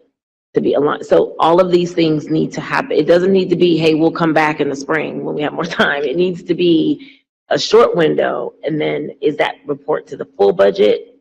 To the full board? Or is that, so you're saying we just will, as later on, the administration gives the report back to the full board, and then the full board can reconvene an ad hoc committee later. I just need to understand what the timeline is. I think that's right. Yeah. And Treasurer, were you trying to get a word in? I would. I think a timeline is great, but I think we need to have a team conversation tomorrow about the deep implications of who's going to do what on that, because it's a lot of work. And so, but before we commit tonight to a timeline tonight, I'd like to have a conversation tomorrow, and then we can commit to the board on a timeline. That sounds pretty reasonable. Treasurer, thank you. Other last questions or comments? Ms. Bolton, In that as we approach 10. In that meantime, there would be those things that policy or finance could be doing as it pertains to this assignment. I wouldn't think that it would be possible for the administration to even come back until probably towards the end of February. This is a lot. And I don't want drivel. Of course, they're not going to give us drivel. This stuff is hard. And it's a lot. It's a tremendous amount. But it just needs to for me, it just needs to co-align with the budget. And I don't think we should be held in abeyance or not know something while y'all are, going to the, Plato's cave or something to figure this out. But I think you're going to need at least the end of February. Honestly, Board Member Bolton and President Lindy, if not longer. And the reason that I say that is we are in the throes of a lot of other information. One of the things that I know that the treasurer has talked about throughout the process is, as we prepare for this year's budget cycle, having the information early enough so that we really could dissect it to begin to give the necessary information back so there could be decisions made around it. I think the second thing that I know the pride that this board takes in engagement with families specifically, and around all of the information that's included there, there's not necessarily been an opportunity for engagement with families yet because we didn't know the direction that we were going. So as we're able to then go through, and we won't go to the cave to do, but as we're then able to go through and begin to look at the information, we've started thinking about what may be some of those quick wins that we might be able to do for FY24-25. But I was really pleased tonight to see in the report, actually when I saw the report earlier today, I was really pleased to see there that there was a timeline that showed a series of years, because given a series of years, then we can put the additional time into that and prepare for a more comprehensive engagement process so that we know what we're looking to do next. So as we're going through it, I appreciate the treasurer's comment, and if that is at the pleasure of the board, we can come together tomorrow and have a more realistic timeline for when we're able to come back with an actual which meeting we would be able to present at. All right, are we good to move on? Can we thank everybody on our ad hoc committee for the work that they've done? Thank you, Chair Moffett. Thank you, Ms. Bolton. Thank you, Ms. Craig. Ms. I haven't done that in at least a month and a half, right? You know, it's the Vice President Craig, it's the former Vice President Jones. I thought as a parting gift, the least I could do was do that one more time. We'll see if I can get in a couple others before we say goodnight, everybody. Okay, moving on to the next item on our agenda. We have 2 resolutions this evening. Ms. Bolton, would you present Yes. Resolution 1, please? Thank you very much. I have 2 resolutions and that need a vote. If anybody has any questions about them, the treasurer is happy to explain them. The fiscal year, this is a resolution, the fiscal year 23-24 amended appropriations resolution I submit for approval. Thank you. Thanks, Ms. Bolton. Is there a second? Second. Any discussion on this resolution? Ms. Wagner, would you call the vote, please? Aye. Yes. Yes. Yes.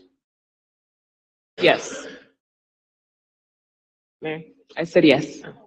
It's okay. Yes. We have a second resolution. Ms. Bolton. Thank you. It's resolution authorizing the issuance of tax anticipation notes. I submit and hope for approval. Is there a second? Second. Is there any discussion on this resolution? Ms. Wagner, would you call the vote, please? Aye. Yes. Yes. Yes. Yes. Yes, we are at the Superintendent of Schools report. Do we have any retirements this evening? Yes, President Lindy, we have 5 names. I will start with our civil service. We have Peggy Altman, a paraprofessional from Rising Stars Academy at Carthage. We have Regina Hensley, a senior support specialist from Saylor Park School. Cheryl Johnson, a lunchroom manager in student dining services. Michelle Spa, a lunchroom manager with student dining services. And Ethan Thompson, a custodian at William H. Taft School. We want to thank these individuals for their years of service and dedication to the district, and we wish them well. Thank you. Thank you very much. Mrs. Weinberg, is there a motion to adopt the recommendations of the superintendent this evening? So move. Thank you, Ms. Jones. Is there a second? Second. Thank you, Mr. Craig. You got to be kind of impressed. I got both of those right there. Any discussion on the recommendations? Ms. Wagner, would you call the vote, please? Bolton? Aye. Mr. Craig? Yes. Ms. Jones? Yes. Dr. Moffett? Yes. Mrs. Weinberg? Yes. President Lindy? Yes. Do we have a motion to adopt the report of the treasurer this evening? So, Thank you, Ms. Bolton. Is there a second? Second. Thank you, Ms. Jones. Any discussion on the report of the treasurer? Ms. Wagner, would you call the vote, please? Ms. Bolton? aye. Mr. Craig? Yes. Ms. Jones? Yes. Dr. Moffett? Yes. Mrs. Weinberg? Yes. President Lindy? Yes. We have no board matters this evening. Do we have any inquiries or updates? Hearing none, are there any assignments? We noted the ones that were in the report from the ad hoc committee. Are there any others? Hearing none, are there any announcements or kudos? Ms. Jones? I want to absolutely give a kudo to my friend right there, who helped me with my movie. This'll be the mill. I mean, and he is one of the most patient people, kind, and really helped me through it. And I just want to say thank you so much, Rob, for helping out with that. I appreciate you. Thank you, Rob. Thank you, Ms. Jones. Any other announcements or kudos this evening? Ms. Wagner. Yes, hopefully my voice will hold out on this one. I just wanted to offer a kudos to an organization within our district that's called CPS Staff for Students. It's really a grassroots effort from the Ed Center employees. There's 8 people in the committee, and they do activities to help support our students. So the first year they did penny wars across the departments, and they used that money to help with students with their fees. Last year, they did gift baskets for the ELL Foundation, and this year they partnered with Train Technologies to collect winter coats for Project Connect. The next slide. Drum roll. They collected 103 winter coats for Project Connect students in partnership with Train Technologies, so kudos to that group. They do a lot to support our kids, just on their own efforts. That's great. Yes. Very nice. Thank you very much. Thank you. Other announcements or kudos? Mr. Craig. I just wanted to share, and I've talked about this before with our high schools participating in the High School Ethics Bowl, but I actually have the names of the schools this time to be able to tell you all who all are participating. So Woodward, Hughes, Gamble, Clark, as well as Schroeder, Bader, Walnut, and West High are all participating in the High School Ethics Bowl. And we now, because of the number of schools we have participating, are the 3rd largest regional high school ethics competition. Wow. So we went in 1 year from having 1 school do it to now having, I think it's like 18 schools that are participating, or there's 15 schools that are participating as a region. So it's tremendous. Kudos to our Chief of High School Transformation on making sure our schools are participating. Thank you very much, Mr. Follett. Thank you very much, Vice President Craig. Other kudos or announcements? Mrs. Weinberg. Yes, I will be quick. On Saturday, I got the opportunity to go see Hot Chocolate, and I also got the chance to see some of our students from either Performing Arts and Parker Woods Montessori. I think it was Parker Woods, yes. And they were there, they were in the show. Literally, they came to the performance and they said, "We need you in the show. Can you just hop in?" And the kids were prepared because they had done some rehearsals before.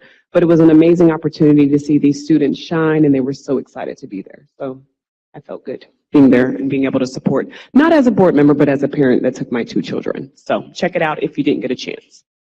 If I Thank could you also, very much, Mrs. Weinberg. if I can add to that, President Lindy, 2 of the stars in Hot Chocolate are also graduates of SCPA as well. So we want to give them kudos too. Yes, yes. And they did a great job. Wonderful. I have pictures, but I'll show later. Thank you, Mrs. Weinberg. Any other announcements or kudos? I'll be real brief. I just wanted to wish everyone a wonderful, wonderful, wonderful holiday season, as this is our last board meeting before the winter holidays. Lots of different traditions have holidays this time of year. Many celebrate some form of light during times of darkness. And so I wanted to wish you and your families lots of light and want to express my gratitude for a wonderful year. So happy holidays. Having no other business before us, and with a fond farewell to Carolyn, I declare our meeting adjourned.